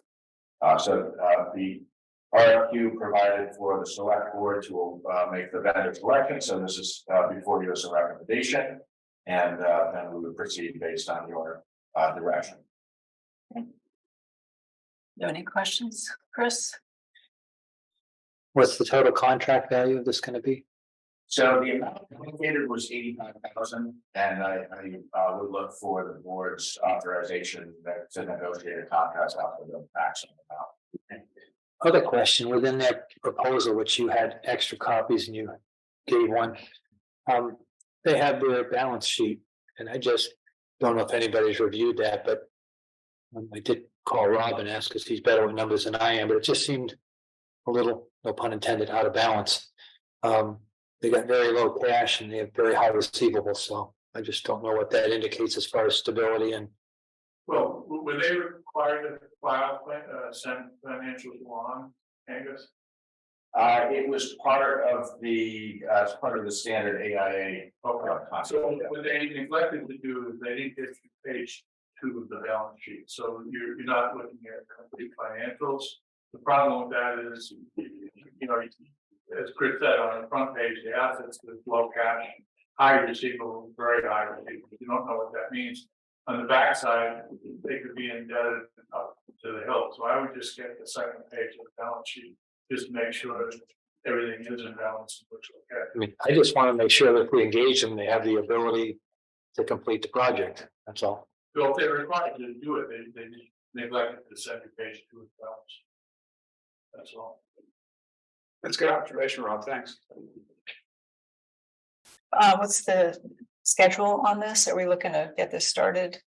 We are, the RFQ called for a very aggressive work schedule to have the report complete by the end of the calendar year. So we'd like to get a contract in place as soon as we can.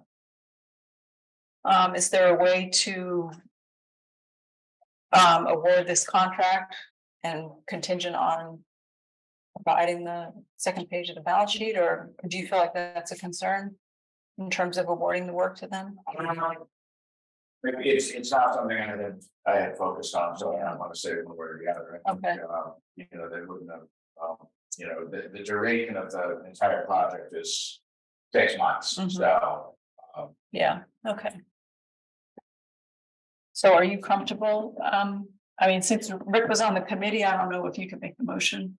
I mean, you could make the motion. Do you want to make a motion? I don't think there's a problem with my making a motion. Sure, go for it. When you Make a motion, then we can discuss. okay. Sounds good. So yeah, so I make a motion that we give the town manager approval to negotiate with GNAP for the Page School review. Okay. Second. That'd be you, Chris. Why, you don't want to? I thought the chair wasn't supposed to second or make I motions. don't know. Check. I'm always looking to make some over. Oh, then I was second. Oh, boy. All right, discussion. Yeah, I would like to ask Rick to modify the motion to include pending review by the town accountant of the financial statement is satisfactory. Sure, I'll accept that as a very friendly amendment. Is that something the town accountant would typically do? I don't know if she Yeah, I'm not sure what she would to look for. looking for. We would look at it, Rob. I mean, you just want to make sure. To complete the package and not have a surprise, that's the only thing. Yeah. So you're giving Angus the ability to negotiate, one part of the negotiation, and you complete the documentation that we requested, and we were okay with what we see once we get it, that's all. I mean, Angus will come back to you if there's an issue, if there's not an issue, then you allow him to proceed. All right, so the motion doesn't need to be amended then. Right?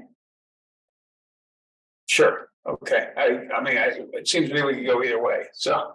Well, I think if your motion was to.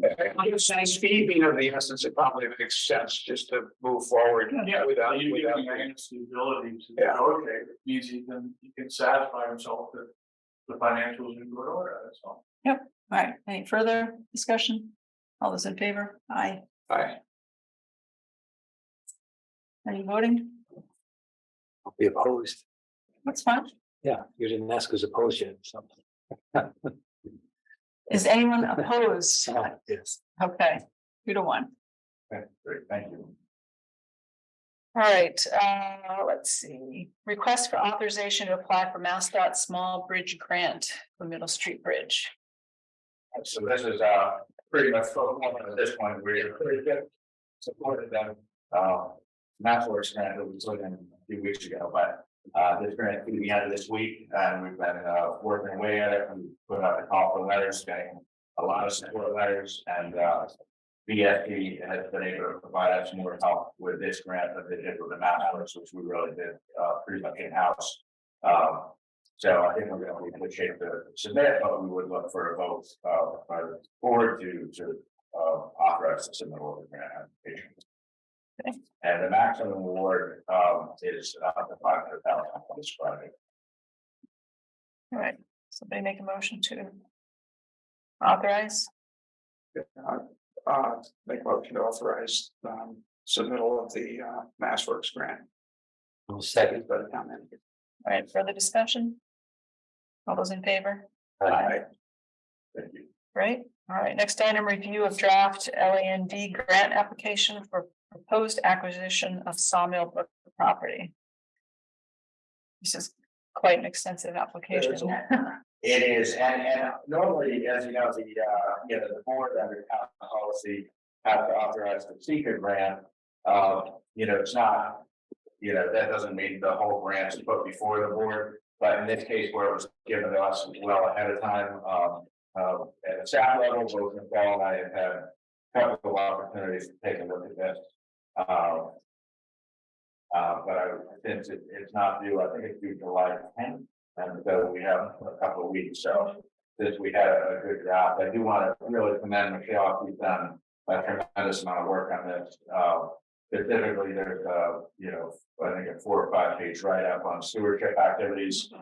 He did most of that. I added some to that. So that's really a staff effort, not a Greenbelt effort. But other than that, most of the work has been done by Greenbelt with us reviewing. We also had a pretty visit that we did. What, about a week, or was that 2 weeks? I think it was a week ago. But they're joining us for that, and Graham, I'm not sure joining us for that. So I think it's been a good concept. It's a great project. I think, I'm not familiar with this land grant other than what we've seen in the forums and what Vanessa has told us, but it sure seems like this proposal would check a lot of boxes because they would be successful. And when do they get back to us on this? I think like October, November. Okay, that's all right. Either of you have any questions or comments on it? If after tonight, if as individuals, if we see anything in here that you think could be tweaked, yeah, you're welcome. So are you looking for action by the board tonight or is it? So it's really just if you had comments, Okay. tonight would be fine. Okay, I'll make a comment. Yeah, thanks for everybody who did all the work on it. yeah, Very much Yeah, appreciated. well, and we're, you know, we all know this, but we're really fortunate to have a partner like Greenbelt where they do a whole lot of, you know, legwork and, yeah, we've done some, we always do some, and it always takes time, but yeah, I definitely want to recognize that they've, put in the lion's share for this grant application. Yeah, that's what I was, I mean, they do a great job of strategizing, you know, putting the pieces together and, so this project narrative, is that what Michelle did? The one, the stewardship activities on town owned land. Okay. Yeah. Okay. Oh, it's an impressive looking application. It is, it's really coming together nicely, and we're still a couple of weeks away from the deadline. Yep, great. All right. Next item, review of projects approved for ARPA funding, potential new projects for consideration. So the thought was to come up with a list instead of just whittling it down piecemeal. So if you two come up with your wish list items, ARPA funding. I personally would like to see us, in an ideal situation, we'd get the MassWorks grant for the bridge, and this would bring us that much closer to, which we don't know if we're gonna get any grants for the bridge at this point, but. Relative to that, did Newbury Port include it in their budget? I know they had a meeting. Well, it was in the, I don't know if you had any recent, but I looked over the weekend, it had been in, Reardon's, proposed capital budget. But they had a meeting, they got approved. And then over the weekend, I looked to see what was approved, and it wasn't clear to me if it had been approved or not. It was, Yeah, no, there's no funding put in for FY 24. Yeah. So he had put it in a capital program, but with funding in FY 25, so we had written to the city council, you know, leading up to their hearing, that urged that an allocation FY 24 would be very, very important to show commitment to the project. But that would have been kind of putting in funding that the mayor didn't propose. He put it in for 25. So they didn't do that. I did get a nice email back from the city council president. I meant to forward it to that, so I'll forward that to you all. But he did acknowledge our letter and basically thank us for taking the time to weigh in. But said that the projects in the capital program are more than there's money for, and that they can never fund all of them. It was a nice email. the capital plan, I mean, I didn't add the numbers up, but it was. Financial or operational. Either way. Yeah, so I guess not to go too deep into that, I don't recall where the numbers land right now in terms of in an ideal situation with what's already, you know, what the current estimate is, what's already been spent, what we've already allocated, you know, through town meeting. You know, I don't recall how big a hole there is right now. And, you know, my hope was that small bridge grant came through for Newbury Port, small bridge grant came through for West Newbury, MassWorks grant came through. You know, if we can get close enough that this makes a difference, I'd like to see it used there. So you would like to not spend it on anything else until we know? Until we have, I mean, it'd be great to have, absolutely, we should have other things in the background. Yeah. But I would like to see us hold on to this at least till we have an idea of whether or not we have a shot for those grants. And when would that be, do you think? I know the mass works is the same October, November timeframe. Okay. I'm not sure on the small bridge grant. But don't we still have a pretty large delta that this wouldn't fill? Yes, yes. Yeah, Yeah, but that's why I'm wondering, how big is that? well, I think we need updated project costs as well. Yeah, So yeah, we just got project costs are really bad. Did- okay, Yeah. All right. Yeah, so it's written and I just my internet's not working because it's I believe it's on the website. All of it, but it's. See if I can find it. It's a big. It was a total now 4.1, 4.3. Just across the trickle. So even if the council were to provide 700,000. And if we were successful in getting mass works plan, at about 700,000. We would still have a funding shortfall of 1.6, so that brings us. And does that include the max, the small bridge? Yeah, this was before I wrote that. So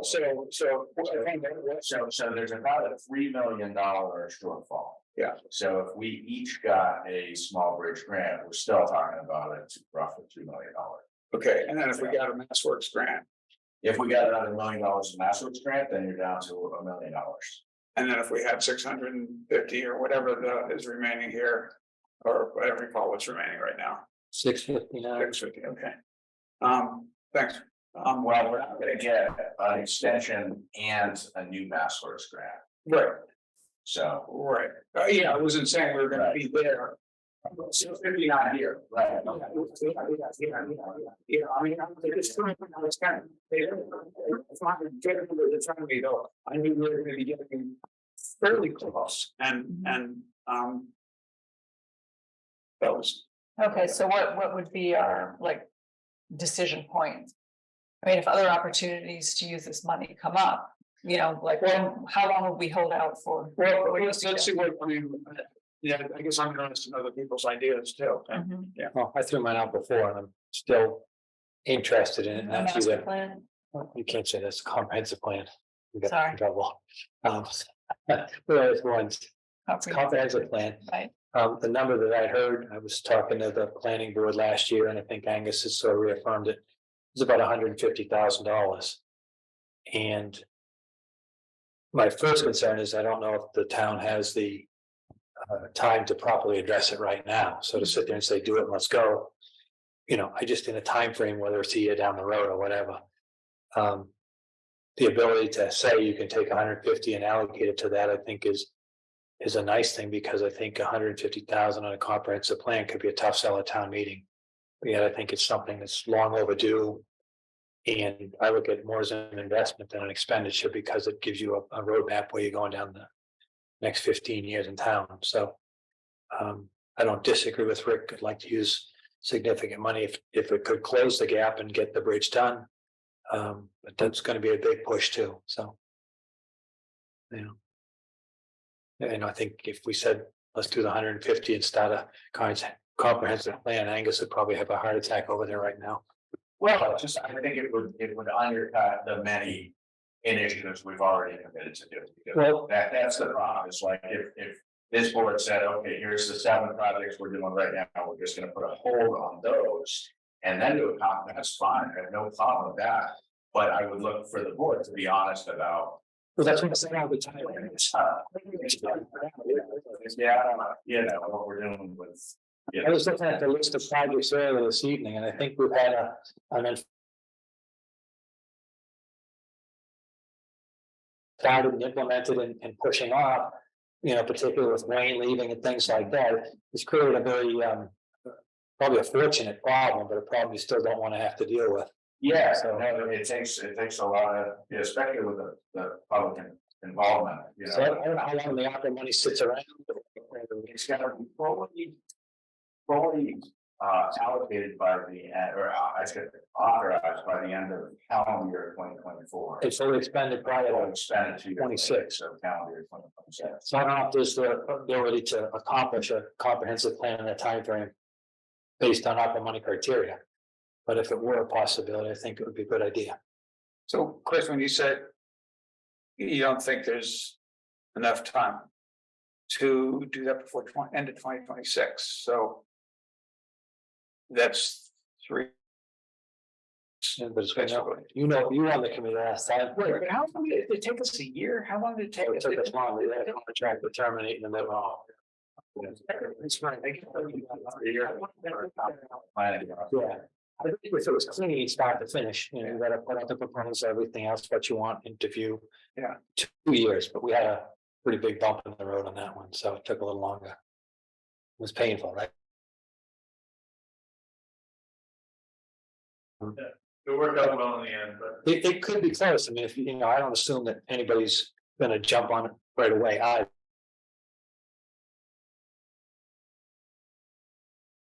Yeah, the other thing is, I know you started out saying you didn't think, but you thought it perhaps unlikely that the town meeting would support it. I'm not so sure that's true.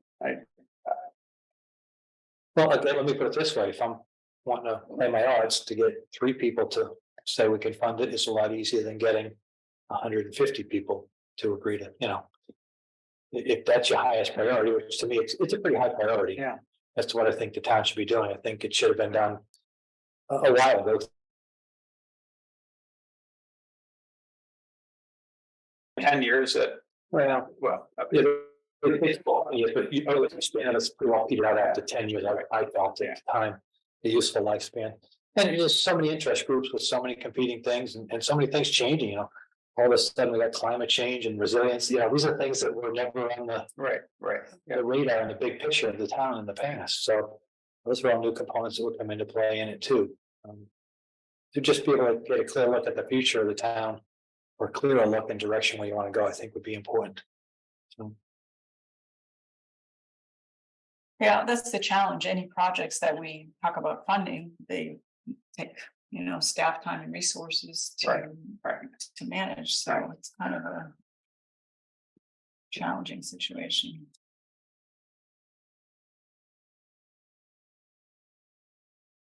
Because we were already doing that, and that made a big difference for them. I mean, that is a potential to put more more money at the pipeline replacements or things like that.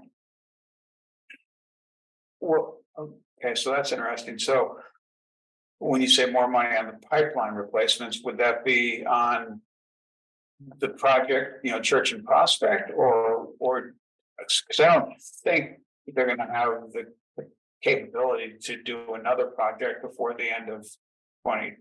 Yeah, I don't. I just recall they had several phases. Right. Yeah. Right. Yeah. So I just wonder if that would be, they're probably not going to start engineering on another one before they've completed. I could be wrong, but I'm guessing they wouldn't start engineering on the next one, prior to having completed the one that's about to start or it should be starting. And staff resource. Right. I think the funds that were going to be allocated were to acquire the materials. Right. Yeah. So I assume you could use some of this funds to do the installation and reduce that number if you want, because you're gonna have to fund it anyway. So if all else fails, we don't have any place to use the money. That's an easy one that doesn't impinge on people's time in town to have to do something. But you'd have to do that early. Wouldn't you have to do that before you went out to bond? And we need to go out. Don't we need to get the bonding taken care of before the project actually starts? So the funding is actually available? Yeah, you definitely need the. Yeah, so that will be, presumably that will be sometime next year. Yeah, you anticipate going to the voters for borrowing. Well, no, we already got the borrowing authorization. We haven't borrowed it yet. Right. You don't actually need to borrow the money to award a contract. You just need the legal authorization to sign off on that. Okay. And you typically wouldn't actually borrow the money until you're, much closer to actually putting the contract, where you have a better sense of the total cost. But that should be sometime next year. Yeah, in calendar next, it would be next spring is when presumably you actually borrow the funds. Yeah. Well, I guess that's another one to kind of have in the background is if we're at the point where we have to spend the money, where that Yeah, you got a lot less than the authorized amount. Yeah. Angus, are you aware of any other projects that have even been conceptualized, you know?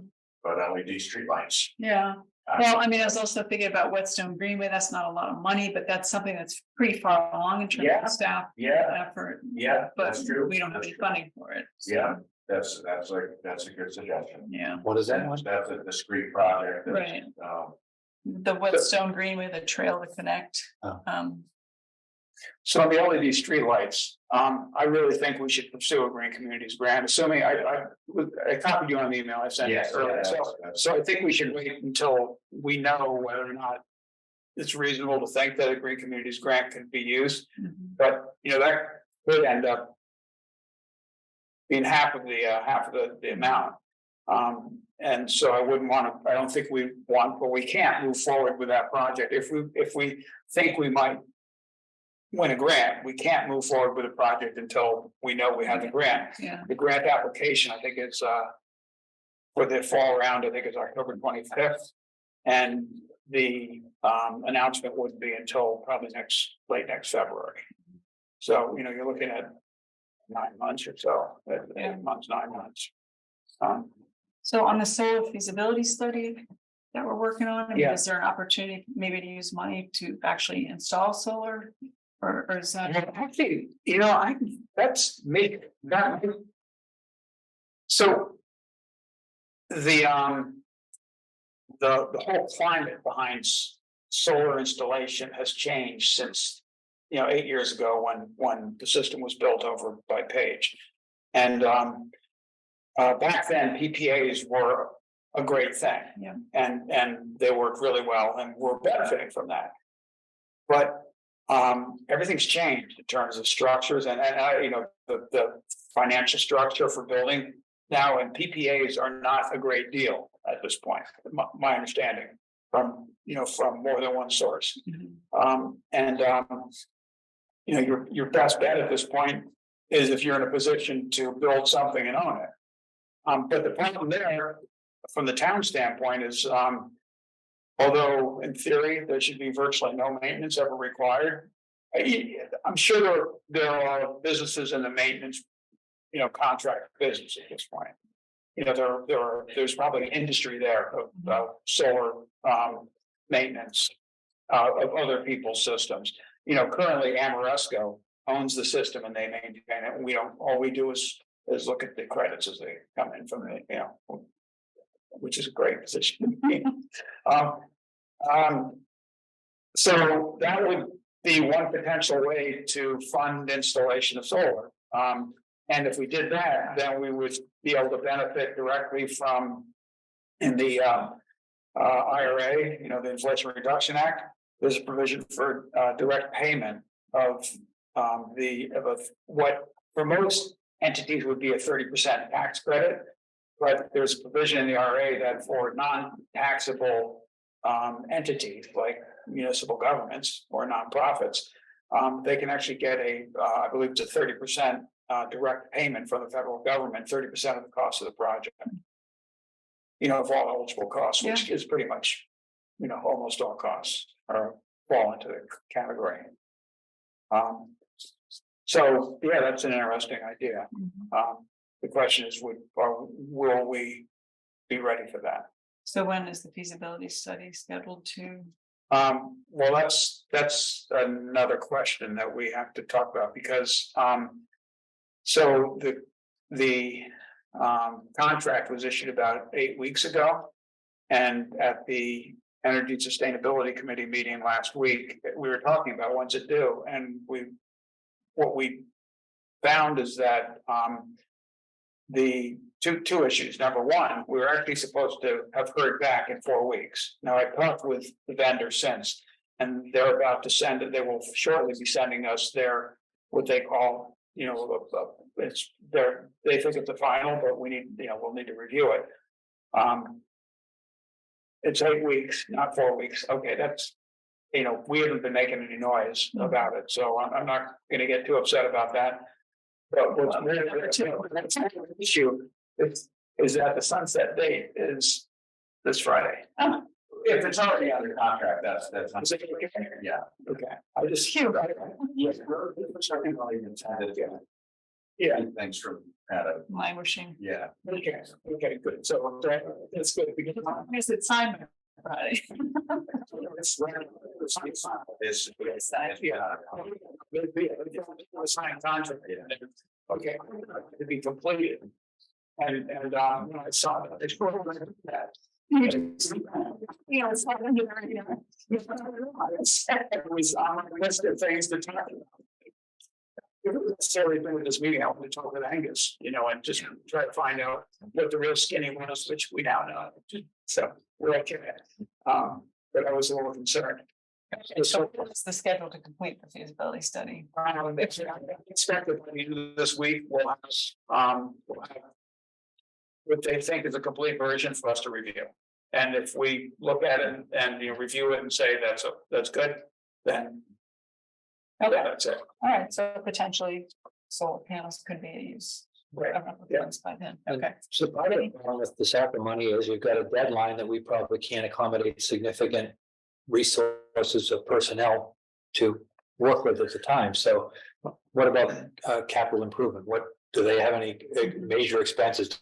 Do we need a new fire truck or another snowplow or anything like that, which is not a big time consumption from employees that you can just take it out of that budget and have that taken care of? That's where I'd look next. Mhm. Another thing is we could take on a project of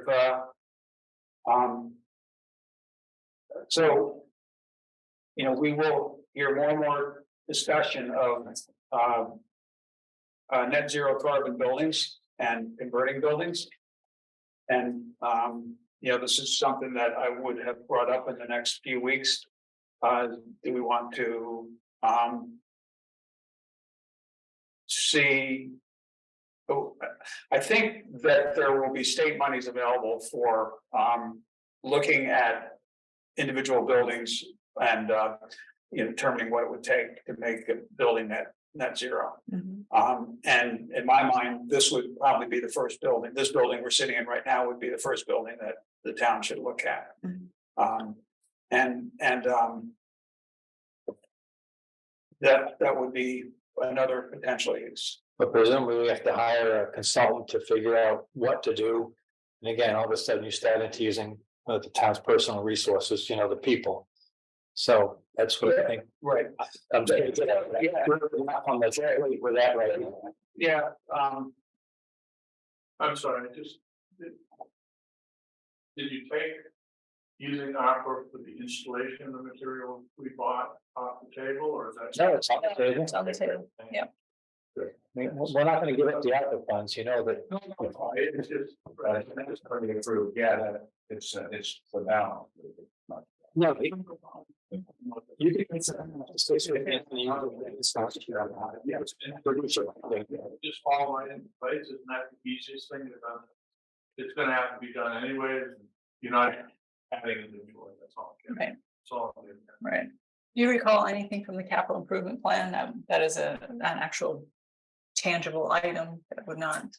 I mean, there's definitely vehicles in the future years, and the latest was up here, that's still, you know. Needs to be, some of these timing needs to be Updated. revisited. Yeah. With department heads and reevaluated. So for instance, let's look at the FY25. I mean, we're not gonna do $2 million of projects in FY25, so some of those are gonna need to be bended, you know, pushed out. But if we look down the list at what comprises that FY25 number, zero turn mower, 24,000, utility tractor, 85,000, a dump truck replacement for 2.25, painting of the public safety complex, 75,000. Demo of the park and rec building, that's something that's very tangible, that's gonna need to happen once we get that. Telecom equipment moved, that's penciled in for 110. Repairs to the annex, the Sewer line. I need to look at the summary sheet to make sure I'm. Is this talking about, oh, that's the DPW, he's referring to it as the annex, but that's not our annex.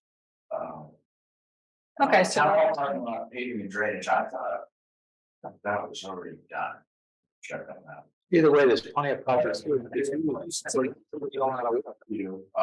it, generator for town offices, I don't know, we have just, something that's. You're familiar with. I'm thinking that the Energy and Sustainability Committee wants to find another solution to a carbon fuel generator. You know, a bunch of stuff in the page Page, school. lentil repairs. Yeah. 16. So yeah, I mean, there's definitely projects, that are coming down the pipe that are gonna need. I mean, I think that's a good idea if they're already planned. I'd be looking more at purchases than projects too. Yeah. The purchase is easy, you know, buy a dump truck, 225 done. Yeah, It's gonna happen anyways. It comes off of the tax. That's a great point. I mean, that's, you know, something like that is, it's a no brainer. We're gonna need to do it anyway. I don't know if we want to pull it in very far. But we'll need to do it anyway, and it'll require almost no input. Right, I mean, I like the comprehensive plan, but it's just so much work to get there, even if you had the funding, but I think it makes a mess of other projects, and I don't, want to go that way either. Okay, well, I mean, I think we're kind of consolidating the types of items that we're talking about. Do you feel like we need more discussion on this, or are you guys Well, how do good? you get to a resolution, I guess? What do you want to? Well, I don't know that we can. I mean, so you're saying wait till October to see what happens with. I would, personally, I would like us to wait until we know whether or not we get those grants, because, Okay. no, unless some new grant program comes up Mhm. that doesn't currently exist. Yeah. I don't know how we're gonna get to the number. And the longer we wait, the harder it's gonna be, the more. Momentum is already an issue. I think we can wait till that time frame because if we have to, you just go to the capital. Right, improvements spend and it, yeah. Start buying stuff. Okay, Christmas in West Newbury. Right, yeah, so, all right. West Newbury Public Works will be the envy of every town around the area. Will be shiny and new. Yeah, But I sort of agree, the bridge would be nice if it could fill in a gap there that would get it closer, but then you gotta get it done in time too. Yeah. So. Yeah.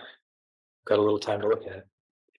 Well, I think the project doesn't have to be done, the funds have to be spent, Yeah, so you spend those funds first.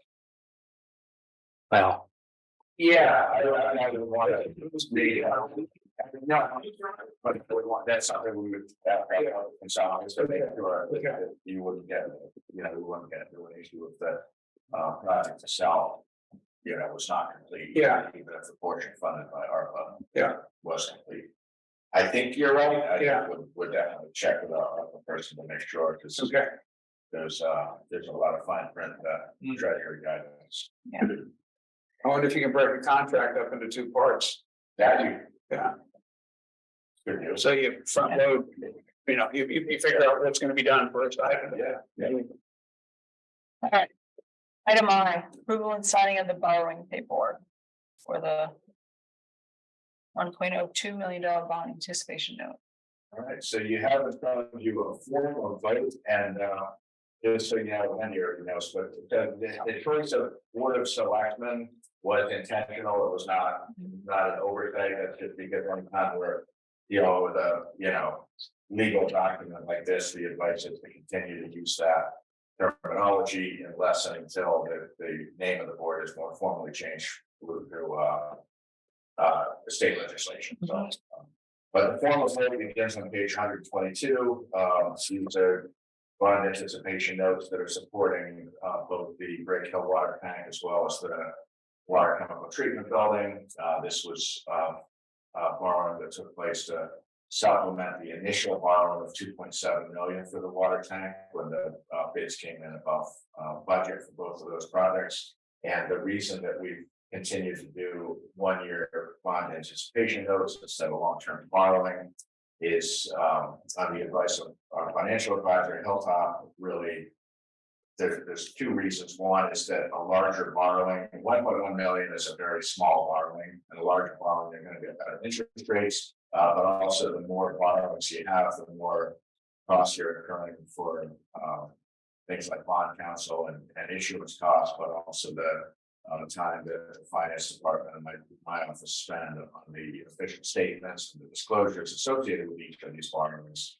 There's some efficiencies to have fewer larger borrowings than many small borrowings. So when the decision was made to do the bond anticipation notes about 4 years ago, it was in anticipation that we would continue to roll them forward until we have a bigger capital project, which would then be aggregated. So that, goes to Rick's point a minute ago about the church and prospect, assuming we're going out to borrow for roughly next, March or April, give or take.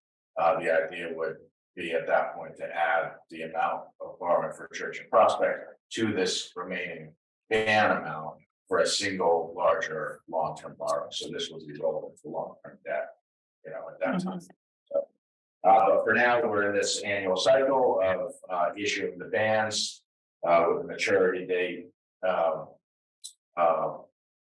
coinciding with the date that we have to pay off the current ban, so that we basically issue the new ban, we get the money, we pay off the current ban, and so forth. So it's some amount of paperwork to get us to this point, and tonight the board is being asked to approve the vote beginning on page 122. Rather than read all of this, you could just record in the form of vote as printed, as appears in the printed. That sounds good. All right. So is that, I know I saw it earlier, is that Page 122 of the open session. This page 122 right here? Oh, That's the wrong one. OS 626 OS agenda. That's 179. The red numbers. Oh, okay, all right, I was going to the actual documents, okay.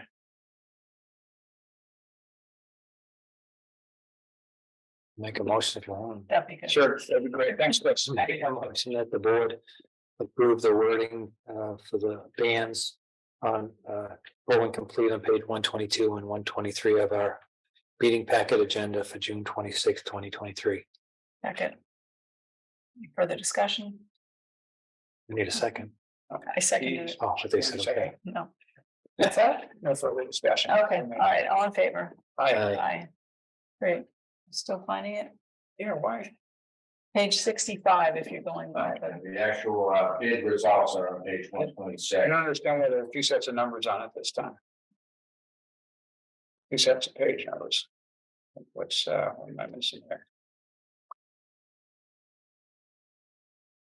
But I'll figure it out. Yeah, but no, what I'm saying is that, see up here, this tells you, normally this number corresponds, the total here should correspond with the number, with the page numbers in the document, and I can, yeah. okay.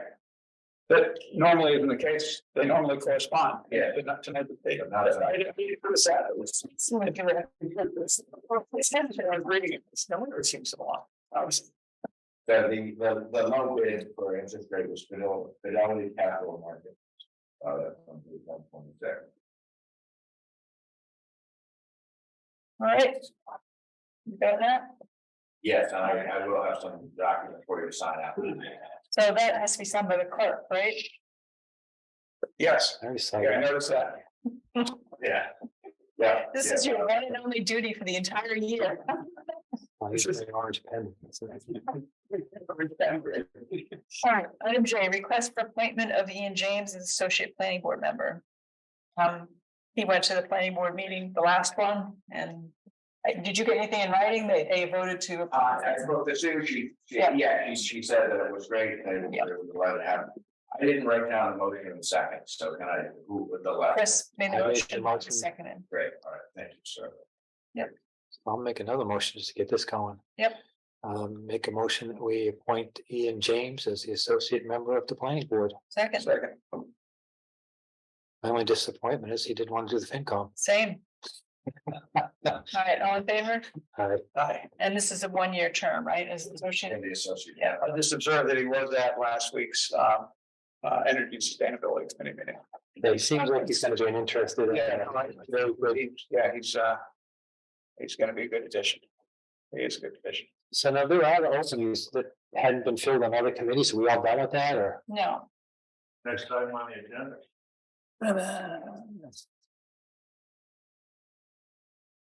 Yeah, so do you want to just read the names of those who we are reappointing? Do you know, I didn't know what that was. all right, I'll do it then, or Rick, you can do it. Do you know if, you don't know if Jim heard back from Karen Holmes? I know she's interested, but I do not, it is, yeah, Okay. Yeah, so, but if you don't, it'll be interesting. Yeah. You can always decline. Yeah, just, I'll do my disclosure now, I was just voted to be on the economic. Oh, really incredible. It's really easy. There is, at some point, you know, like the time is all out. isn't it a conflict? I ran into her at a conference a week and a half ago, she said, oh, you were appointed. It's like. That's great, that's great, I don't want to do that more before. it's so we can all get it. I had questions on that list, but I'm not sure I want to bring them up. Going in the same direction.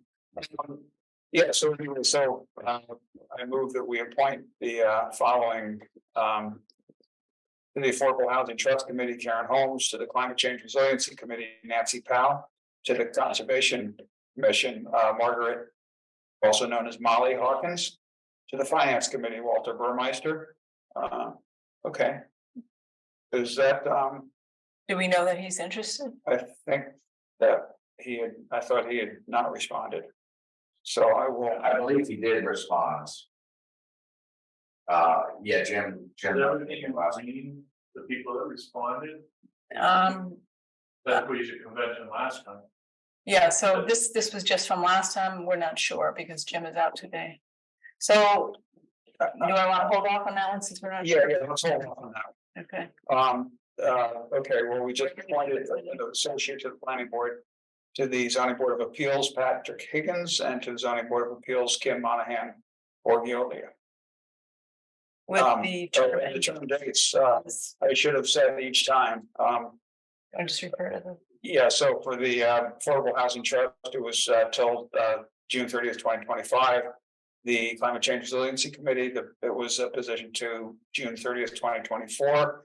For the Concom, it was June 30th, 2026. It's June 30th for all these. For the ZBA, it's 2026 for both appointees. right, second. Any discussion? All in favor? Aye. Aye. All right, so we'll follow up with Jim on the Finance Committee. That's good. That's all right. Yeah, and I wonder if, I don't know if Liz Callahan had replied. I'm trying to recall. I think we talked about that last meeting. For reappointment? Yeah, for reappointment to the Energy and Sustainability Committee. I may be wrong, but I'll talk with Jim when he's Okay. back in. All right. Next item is L, review and approval of the FY24 grade step compensation schedule. So this is with the 3% COLA. Yeah. Right. In general. No, these are the steps. Yeah, Okay. great. Make a motion. Yeah, I'll make a motion that we approve the new salary and wage grade and step schedule for FY 2024. And that's it. Second. Any discussion? All those in favor? Aye. Aye. Aye. Okay. Review and approval of the FY24 employee wage schedule. So everything on here is, as has been already discussed. Yes, yeah, Okay. that's all based on what the budget Okay, was based on. all right, someone want to make a motion on that? Chris, your turn. I'll make a motion to approve the salary wage schedule as submitted. Okay. All those in favor? Aye. Aye. Aye. All right, request for staff appointments for FY24, so did you get clarification from town council? Or? I did not. Okay, And just for context, so this is something the board's been voting annually for many, many years, probably decades. And so when I started, I carried it forward. And I believe some of these are, you know, periodically important for the board to make, such as, and I'm guessing here, but I think things like statute organs, predictions like the treasurer collector and the town clerk, chief etc. I think have defined terms in Mass General law, but I think periodic reappointment is important. But whether the list needs to be as lengthy as it is here, I don't know. And every year we just kind of done it because it's what we do every year, and it's something that it has been on my list 2018 learned, but I've just never had time to dig into. So I mentioned it to Wendy last week and putting together the agenda, and she said, you know what, now's the time to just find out. So I wrote a lengthy kind of write up to Tim, sent it over with my specific questions as to are some of these necessary and important, in which case they'll do them, and if some of them are not, you know, why?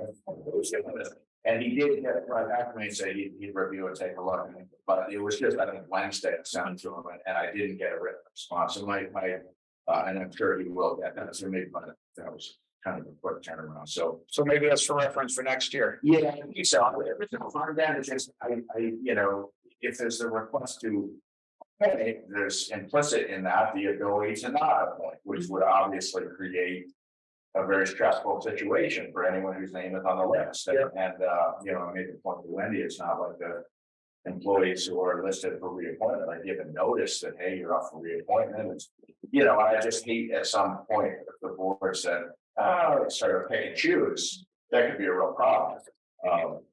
So is there any problem to just making these appointments indefinitely until we change it? Then that way. That would be fine. What I'm expecting to get, you know, from Tim is which of the, you know, to get to where we have, for those handful of positions that do have statutory definition of term, that we have, you know, a good record keeping system on what that is. When you said indefinitely, you mean? Well, employee at will. It's nice to tell them, see, everyone works with the town as an employee at will. Yeah. So, which I think is what you would get into. So how should we handle this?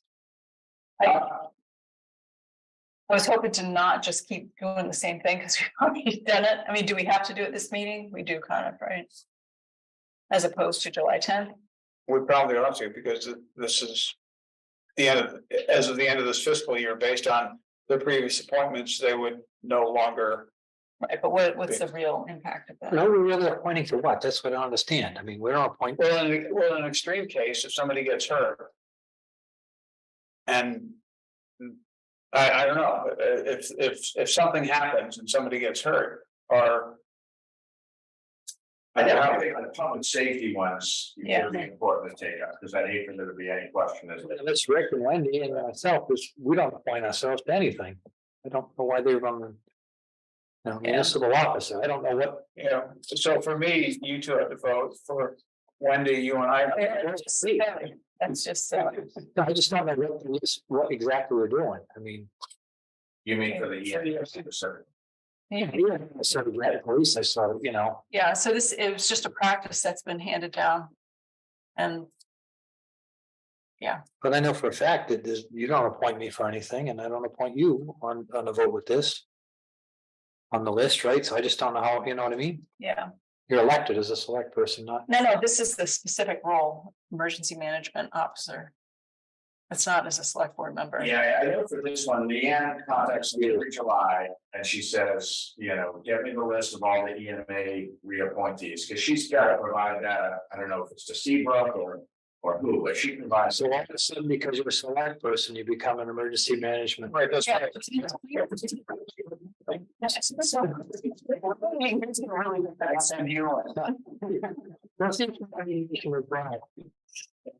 But that's when I looked at that, I was like, okay, I didn't know what that's. Okay. Yeah, so how should we handle this, Angus? Let's go forward. I mean, what you have is basically the same as has been voted in prior years, which. All right, I just wanted to do this housekeeping. Yeah. This I year. know, For here by next year. I mean, I think, Tim's gonna get back to us, it was a short term. Okay.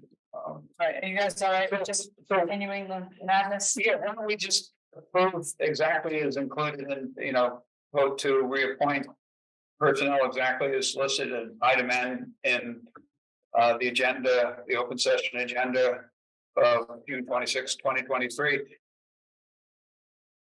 That was a motion, and then when we second get it. done in discussion.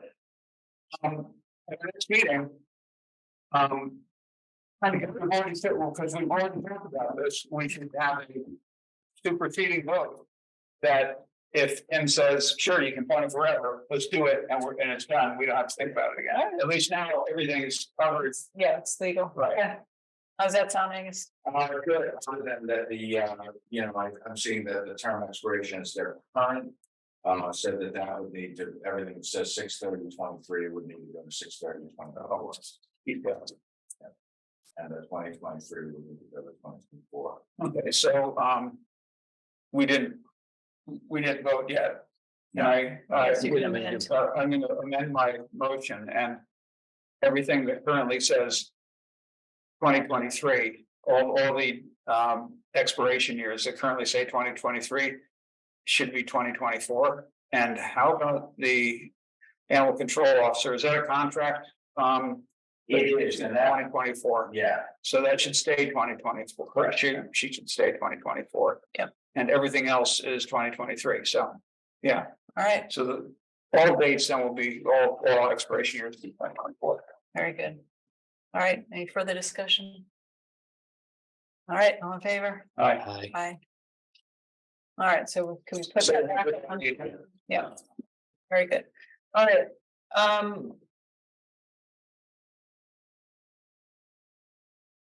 request for reappointment of EMA representative staff. That's that the same. actually encompassed that. Yeah, okay.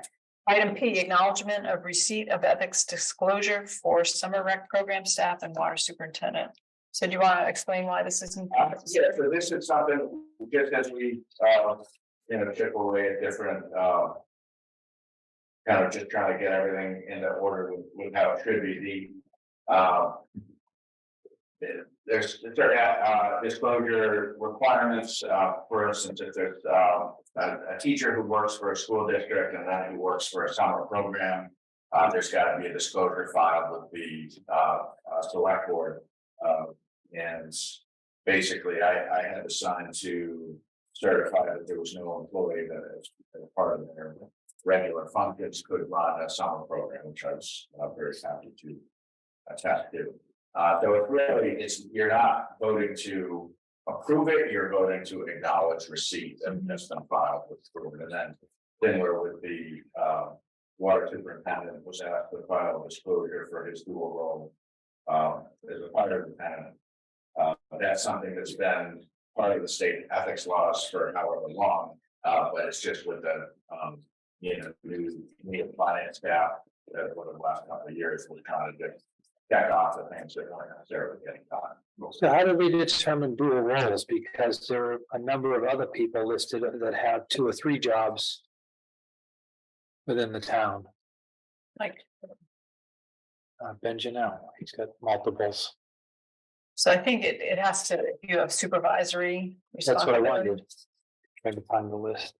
I mean, yeah, Well, Brian Richwell, he's got the stipend, that doesn't count.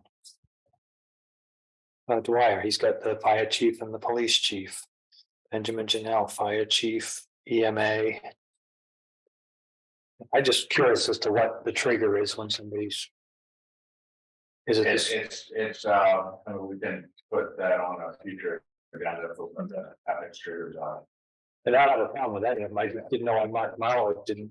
I didn't even know about it until it was entered into the packet. I was aware of the summer ones. It's going on, it's really, but the reason for I think one is because as water superintendent, I mean, if he's responding to a fire, he's controlling the water flow, and so potentially there's a conflict of interest. You know, if he's valuing his need to put out the fire more than state water yields right now.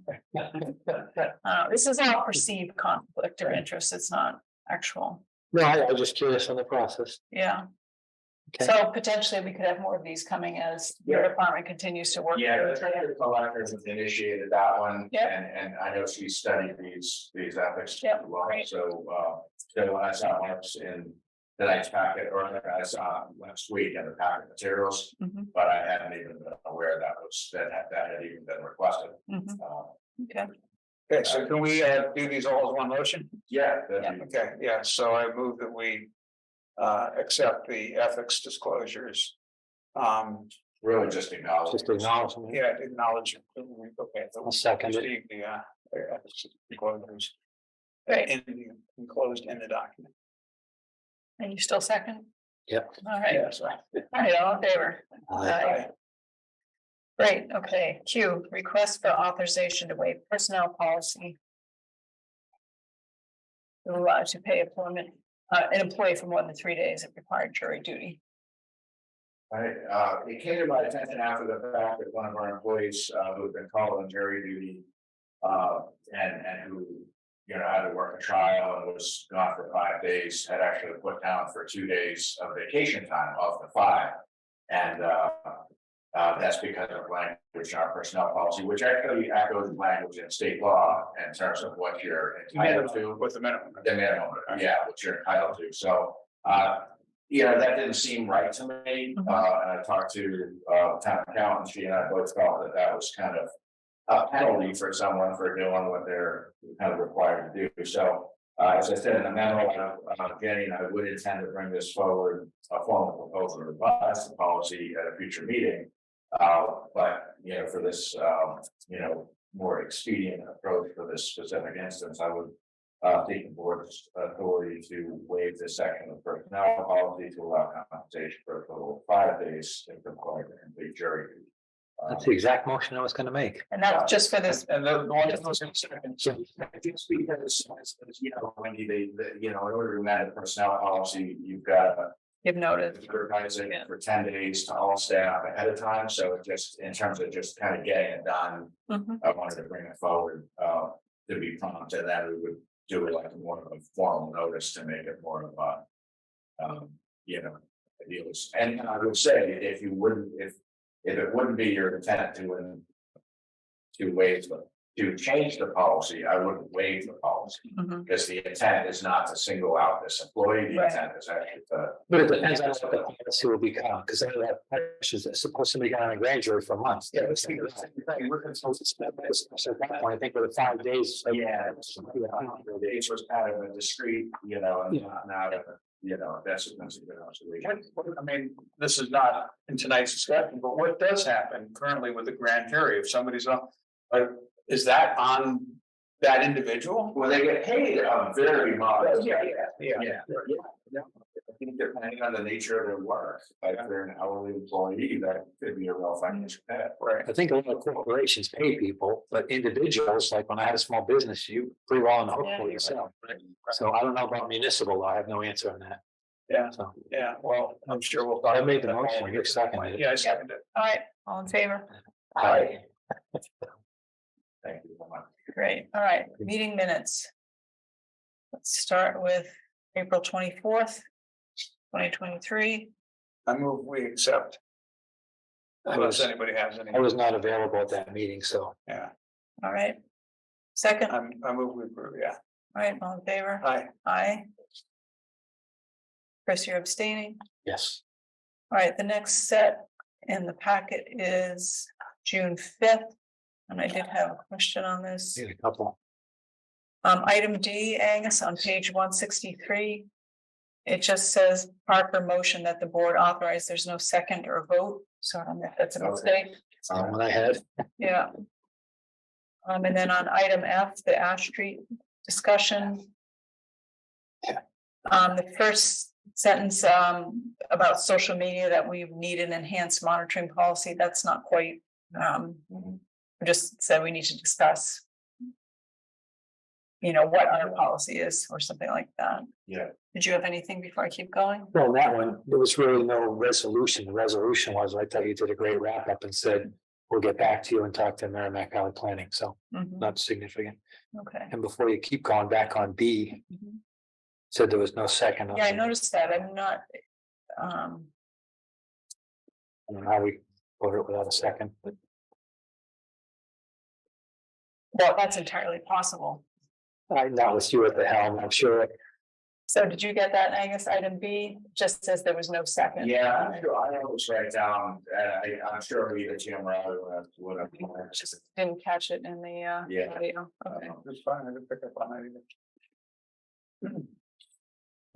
Okay, and then on item L. On the conservation agent, the last sentence says she will be promoted to full-time. I just want to strike promoted, just like the position changed Yeah. or something. And that was it for me. Anything for you? No. Chris, is that it for you on Set that? with those changes, yes. All right, I'm gonna move to accept as amended. Is that a motion? Second. Asking you if you want to move to. I'm with. Yes, all right, Second. all in favor. Aye. Aye, So I ran out of time on the following from the okay, minutes from this point on. all right. February 13th, did you have anything, Chris? Oh, I was that's not before your present, so I'm time. not voting. All right, can we have just one person vote?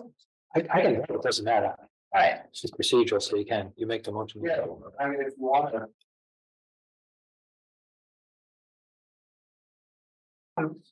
if you want to, we can. You know, read the line, read Jerome. Okay. So we'll take up February 13th, 27th, and March 29th at the next meeting. Sounds good. Yeah, thanks. In Right. February 27th, you said? Yeah, Present. Well, can I just ask a question on one set? Did anybody go to the festival at Near? no.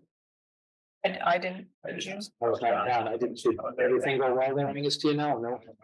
Didn't hear. Yes. You were, and so obviously it did. To Chief Dwyer, and he said everything went well. Excellent. Okay, so we're at town manager updates. Okay. So the next item, the short term rental, there was a lot on the packet. I don't really know that you would have time or inclination to go through that all in detail, but I wanted to provide what town council had provided us. As I think we talked about at, I don't know if it was the last meeting or 2 meetings ago, but at a staff level, we really feel there's some, real flaws with our existing bylaw. So we did reach out to town council. We had a call that the town planner and building inspector and I had a call.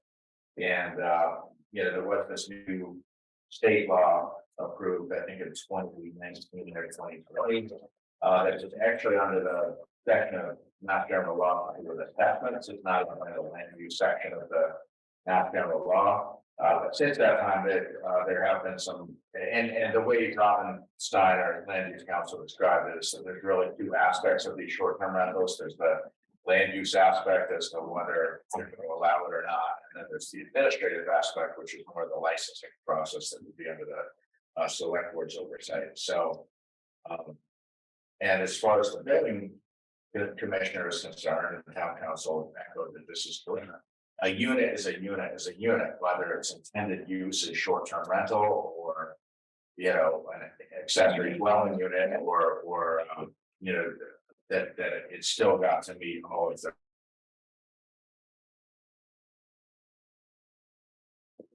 There's really, I guess the reason this is on for tonight is to get the boards, to get some sense of the policy direction of does the town want to allow short-term rentals, facilitate short-term rentals?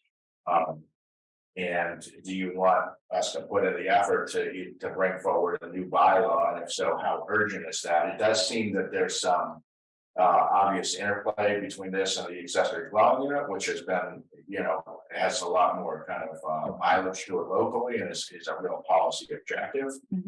So I think it would be a good rationale to look at both of these kind of, in tandem, yeah.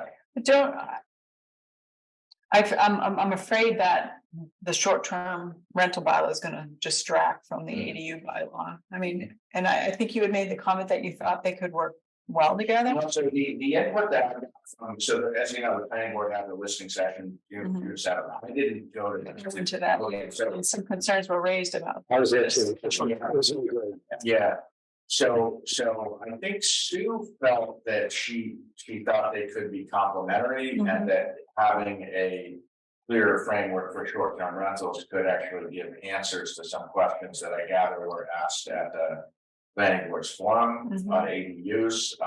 It didn't necessarily relate to ADUs specifically, but were more to do with short-term rental. Yeah. So, you know, this might be something to,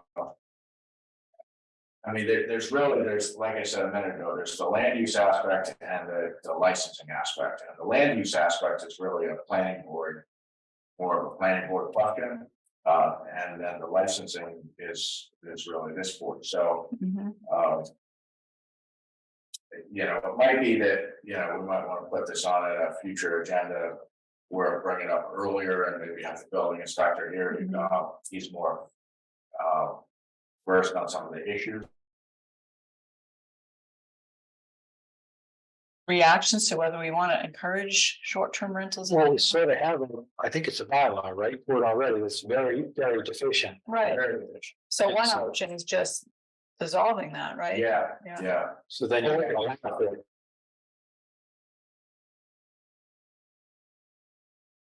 Well, so either not significantly or terminate it quickly. Right. One of the two would be preferable, but how does that impact? And you mentioned, we have the one for 12 Maple Street. But you, in your letter, it says it sounds like this would not. Zoning standpoint, that's the building inspector's read on it, town council agrees with that. Okay. Problem. That if you create an auxiliary unit, you now have a potential for a lot more churn for short-term rental. That's why. Because one can actually foster more short-term rentals. But I think West Angus's point is short-term rentals becomes an administrative component. Well, it does. So it becomes a use component too. If you create a livable unit, the danger is that it can then become a short-term rental unit, which most smaller towns like ours have found to be problematic, not a positive. In other words, creating a unit is great. Now someone can live there. That's where I think it's in tandem.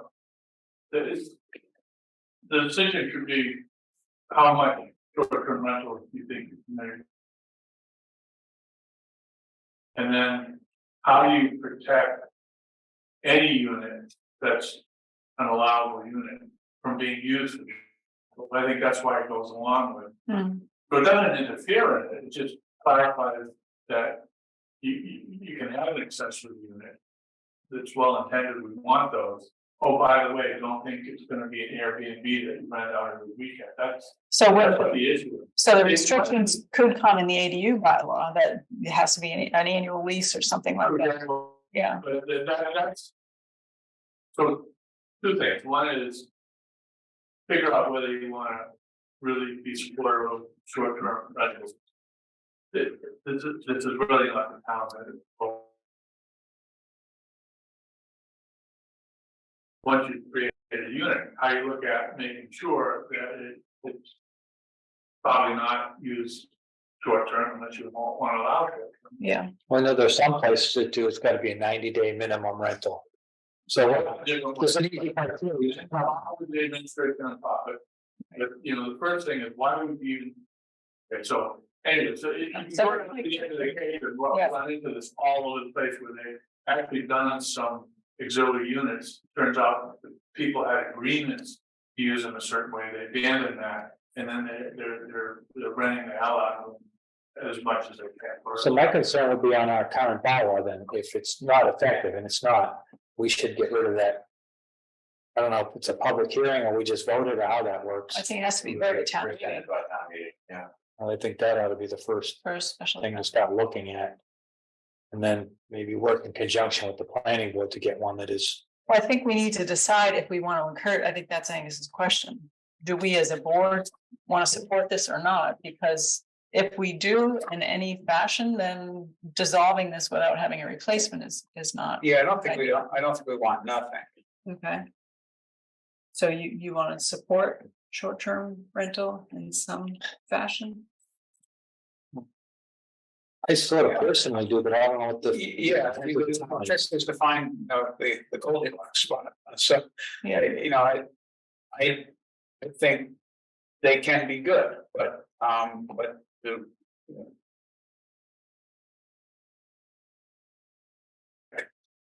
So that it isn't a party spot every weekend,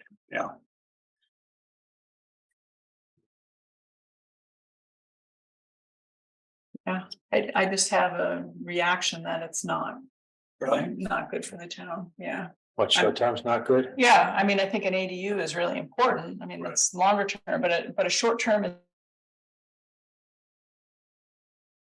It's not too, Whole different. Yeah.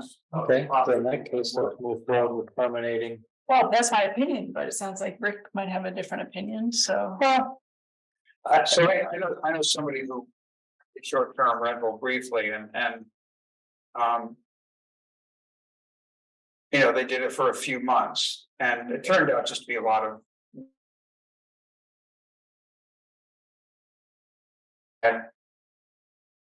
As short-term renters. I think one of the people was somebody who had business locally periodically, and he needed a place to stay locally. They had space that they were happy to use for that purpose, and it was a financial reason. That in that particular case, that individual stayed, created no ruckus, left, and everybody was happy, and so it served a purpose. It served what seems to me to be a good purpose. So, I mean, again, real quick, I've got a daughter who lives in DC. She's got a separate unit under her house, and she rents that and it works out well. It allows her to obviously build a little more equity. But then I'll go to Wendy's point, maybe that's not the fit for West Newbury. Newburyport's got them, and I don't know how viable the rest of the townspeople would think that concept is. So, yeah, the accessory dwelling, I think is fantastic from listening on that planning board session. And maybe we're starting to confuse the two a little too much. That's my fear that it's gonna get too confusing. I mean, some of the feedback in the planning board session was we have to resolve the short-term rental thing first before we bring the ADU forward. Or you bring the ADU forward, but you put in place what it is. You can offer to the town. They might not go on camera. They shouldn't. Neither one could really pop downfall the other. All right, so what do we want to do with this? I mean, we would be shooting for October special town meeting to do something. And is that when the planning board shooting for this? Yeah. But basically, if they were on board, they just put something in their regulation that said, rentals of these units have to be for a minimum of 90 days or 6 months or whatever. That would eliminate that automatically, and then at the same time meeting rescind our current short-term rental. That's what I would suggest. I mean, not to throw it back to the planning board, but they're already down the road with it. If they just added some criteria on duration of rental, I think that helps with that issue, whether it's the right answer. What do you think about that? I want to think about it more. Okay. Yeah. Fair enough. So what do you think, Angus? Does that give you any feedback? That's a good discussion. But as you can probably tell, they're gonna have a whole lot of time, nor I talked to Sam, I talked to Sue, we had that call together, but I think as a land use group, it would be really good to get more staff dialogue, what's good about it, what's not. I do know Sam said to me, he's worked in Newbury, coastal town, and Groveland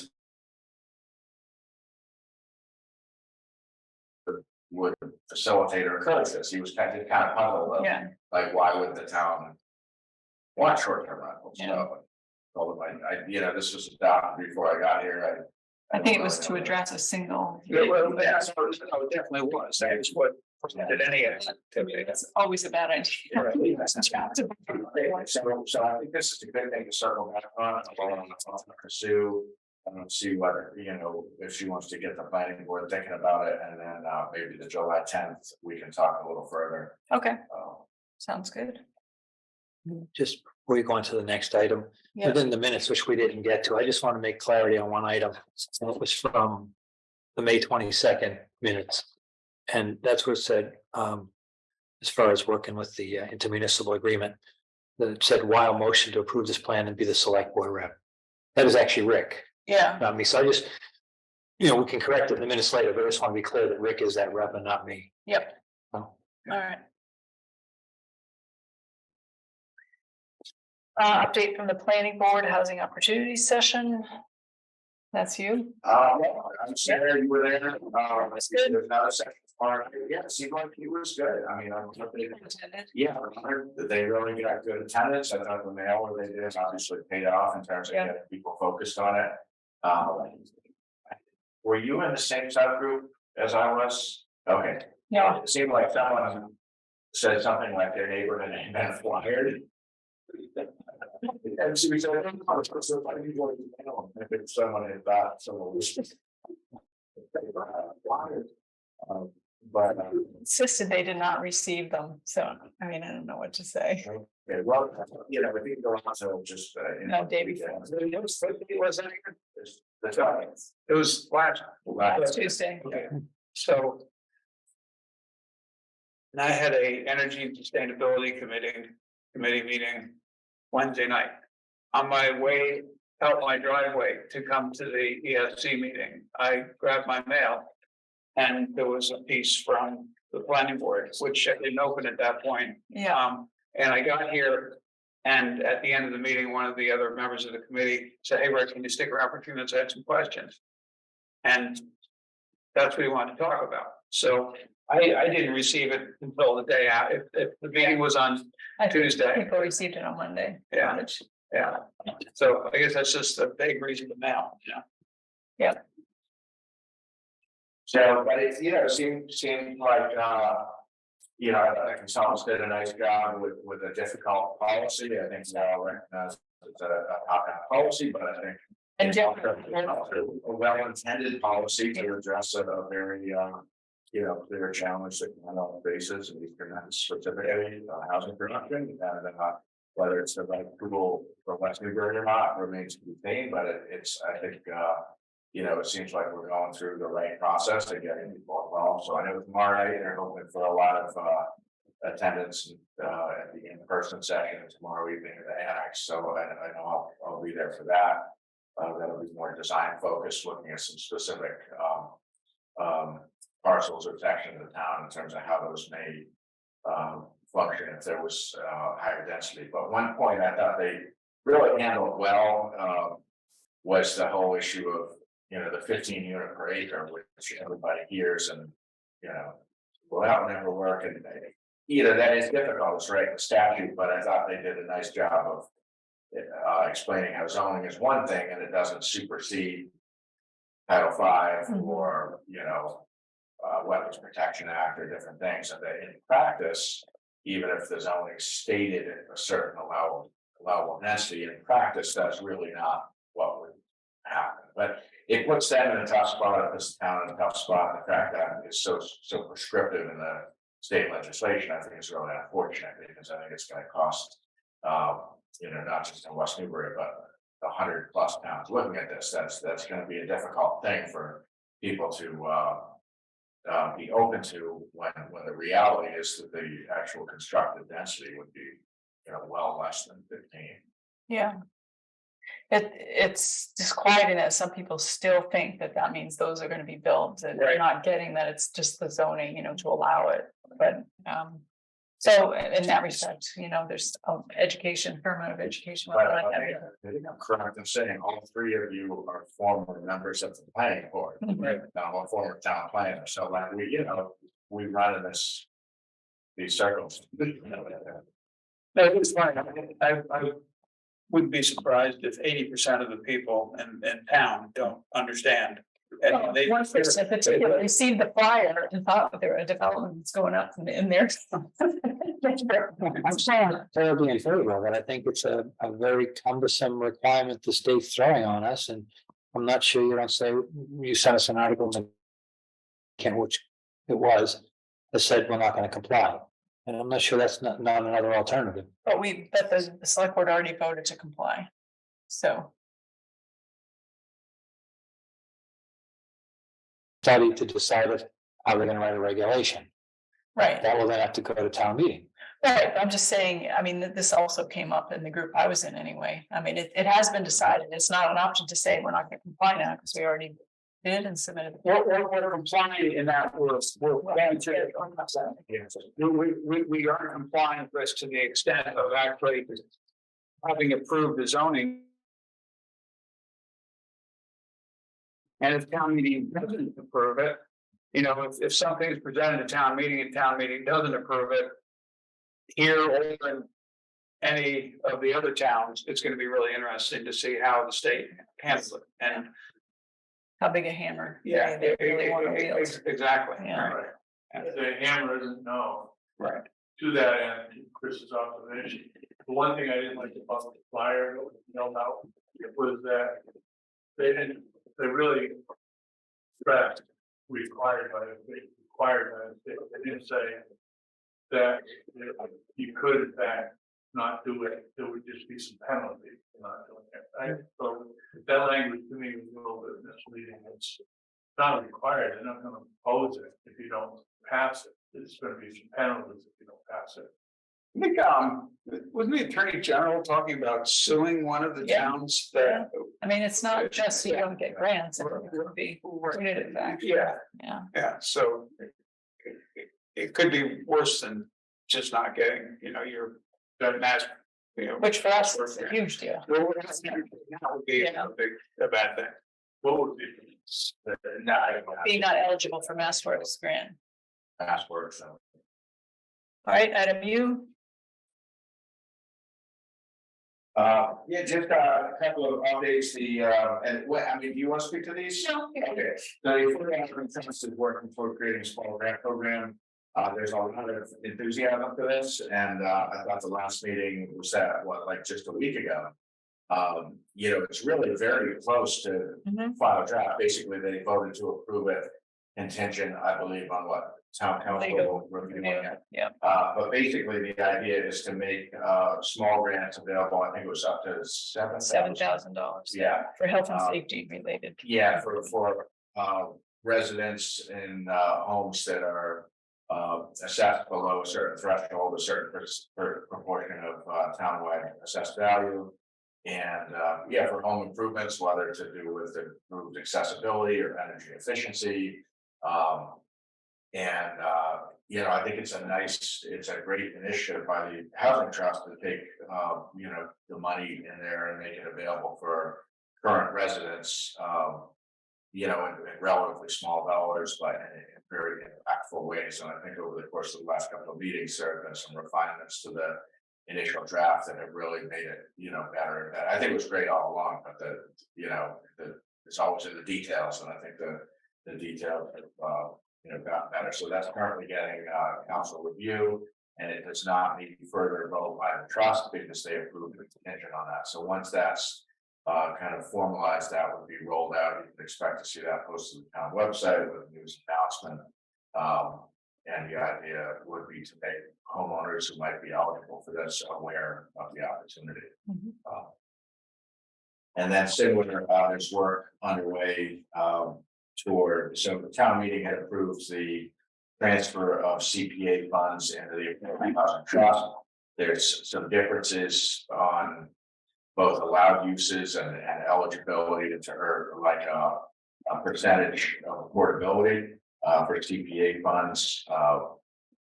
that differ a little bit from affordable housing trust. So those CPA funds would be, once transferred into the trust, would be accounted for separately to make sure they're not commingled, so that any kind of nuances don't get lost. But it's also important, and this is how it's been handled in other towns, to have an actual grant agreement between the town and the Affordable Housing Trust that accompanies the transfer of funds, so that those funds continue to be bound by CPA restrictions even after they're transferred into the trust. And so that's also going through legal review right now. One of the changes that came out fairly recently is the signatory to the group sub-grant agreement on the town's behalf would be not the CPC, but actually the select board acting on behalf of the town. So the end result of this would be a grant agreement between the select board and the housing trust. So that's something you can expect us to see in a future select board agenda. But it's really just to ensure that those CPA monies remain, the accounting remains segregated, so that they're only able to be used for things that were CPA eligible in the first place. Because the housing trust has some more flexibility. Yeah.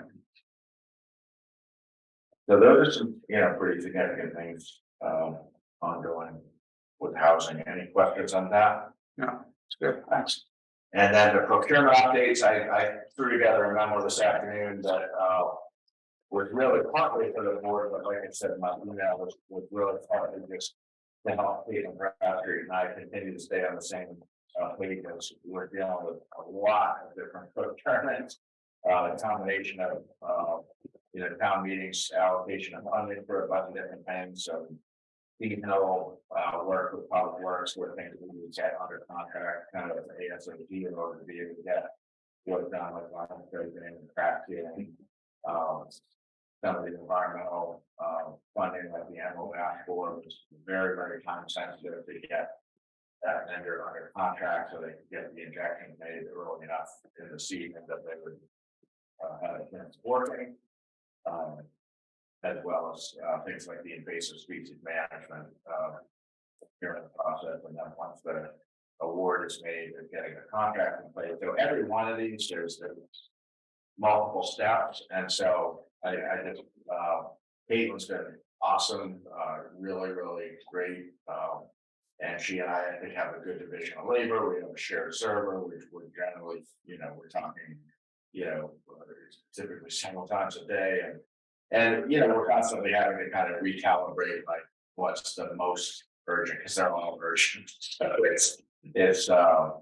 so right now, just in the 2 months since Wayne left, we've completed 10 procurement processes and contracts. We have another 6 that are at some stage of active work. Everything from invasive species management. I mean, that's contract will probably be signed tomorrow. It was sent over to the contractor last week. They have 1 or 2 changes, so we've been corresponding with them. But that will probably be under contract tomorrow. The Page Facilities assessment RFQ that selection was made tonight, so we'll get to work on getting a contract in place with them.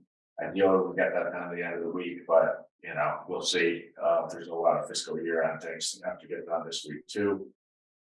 The others on that active list are at different stages. Roadway paving is one of my top priorities. Caitlin's done a great draft of that. I just need to find the time to go through her draft and get that thing on the street, because we need to get someone under contract On the street, so to say. Yeah. And then others, will take longer. The investment services RFQ, we've had kind of on the list for months. It's been hard to find the time. It's a different set of procurement rules for that type of service than what we're typically dealing with. So, but anyhow, so this is just a list to kind of give you a glimpse of kind of part of what's taking up the workday. It is a very significant impact. But Caitlin's doing most of the work, but it still takes, it's a lot of time. Yeah. So in most towns or municipalities, the CPO, that would be their only job, right? Yeah, a town this size wouldn't have a dedicated CPO, but yeah, larger communities definitely gonna have a purchasing office. Yeah. With support staff and an entire office just doing that. It's not unusual for a small town to have a CPO that's also wearing other hats. Okay. Well, I just think it relies on the town understanding we are a small town. And so, you know, we can't do everything at once, but I get so tired of hearing myself saying that, and I know this board doesn't need to be, you know, convinced of that, because you know what we do, but you know, I mean, for instance, the investment services, I feel terrible that it's been months and months and months and we haven't got to it, and I know that sounds like really lame.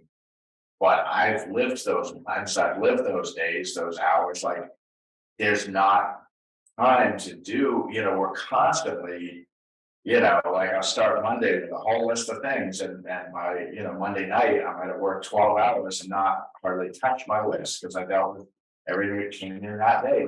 You know, I've been working in town hall for 22 years, that's the nature of towns, it's a very dynamic situation. And you're constantly putting out fires and constantly doing things that maybe don't bubble up and become problems because you get one and you're responsive and you get to the issue.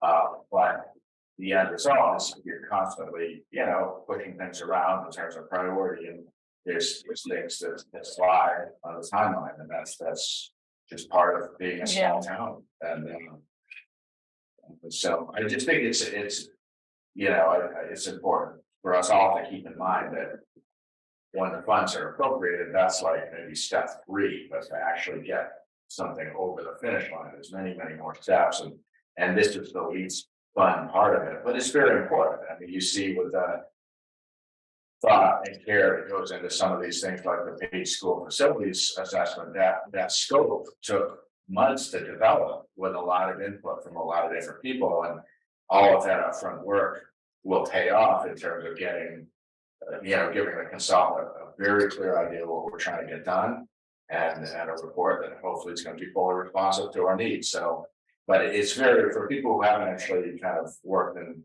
town government, I think their eyes would glaze over and they, oh, come on, you know, how could it take so long? But it really to do things right, it takes time.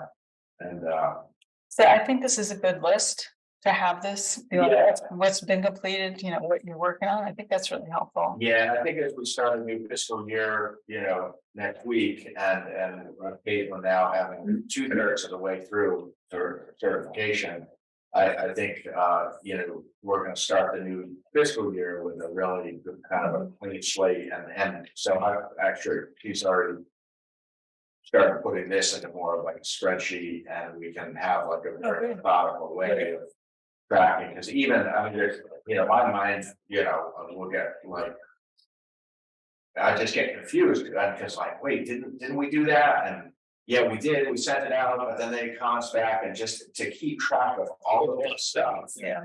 With everything else we're doing, it's very important to have like systems that kind of methodically track, because if you try to keep it all in your head, it's just too much. So Is the phone system, is that anywhere near? that's actually, that could be on this list, because yeah, that's one I didn't put on, but it is on, yeah, we've made some others on that. Christine Wallace has been more in the lead role on that, but that's another one that's gonna be. Right, there's one of the, there are others that are probably sitting on the edge of a cliff, but that one you feel like you're sitting on the edge of a cliff, you know? Yeah. If it fails, Yeah, there's no. yeah, I know you're right about that one. But I'm sure there are others that feel the same way or are the same way. Steeper cliff. Yeah. Any other project updates, initiatives? I don't have anything. Okay. All right, any items for future agendas that we haven't already talked about? No. All right, Chris. All right, meeting is adjourned. Oh, it's way past your. I'm gonna stay. I've been sleeping for the last 40 minutes.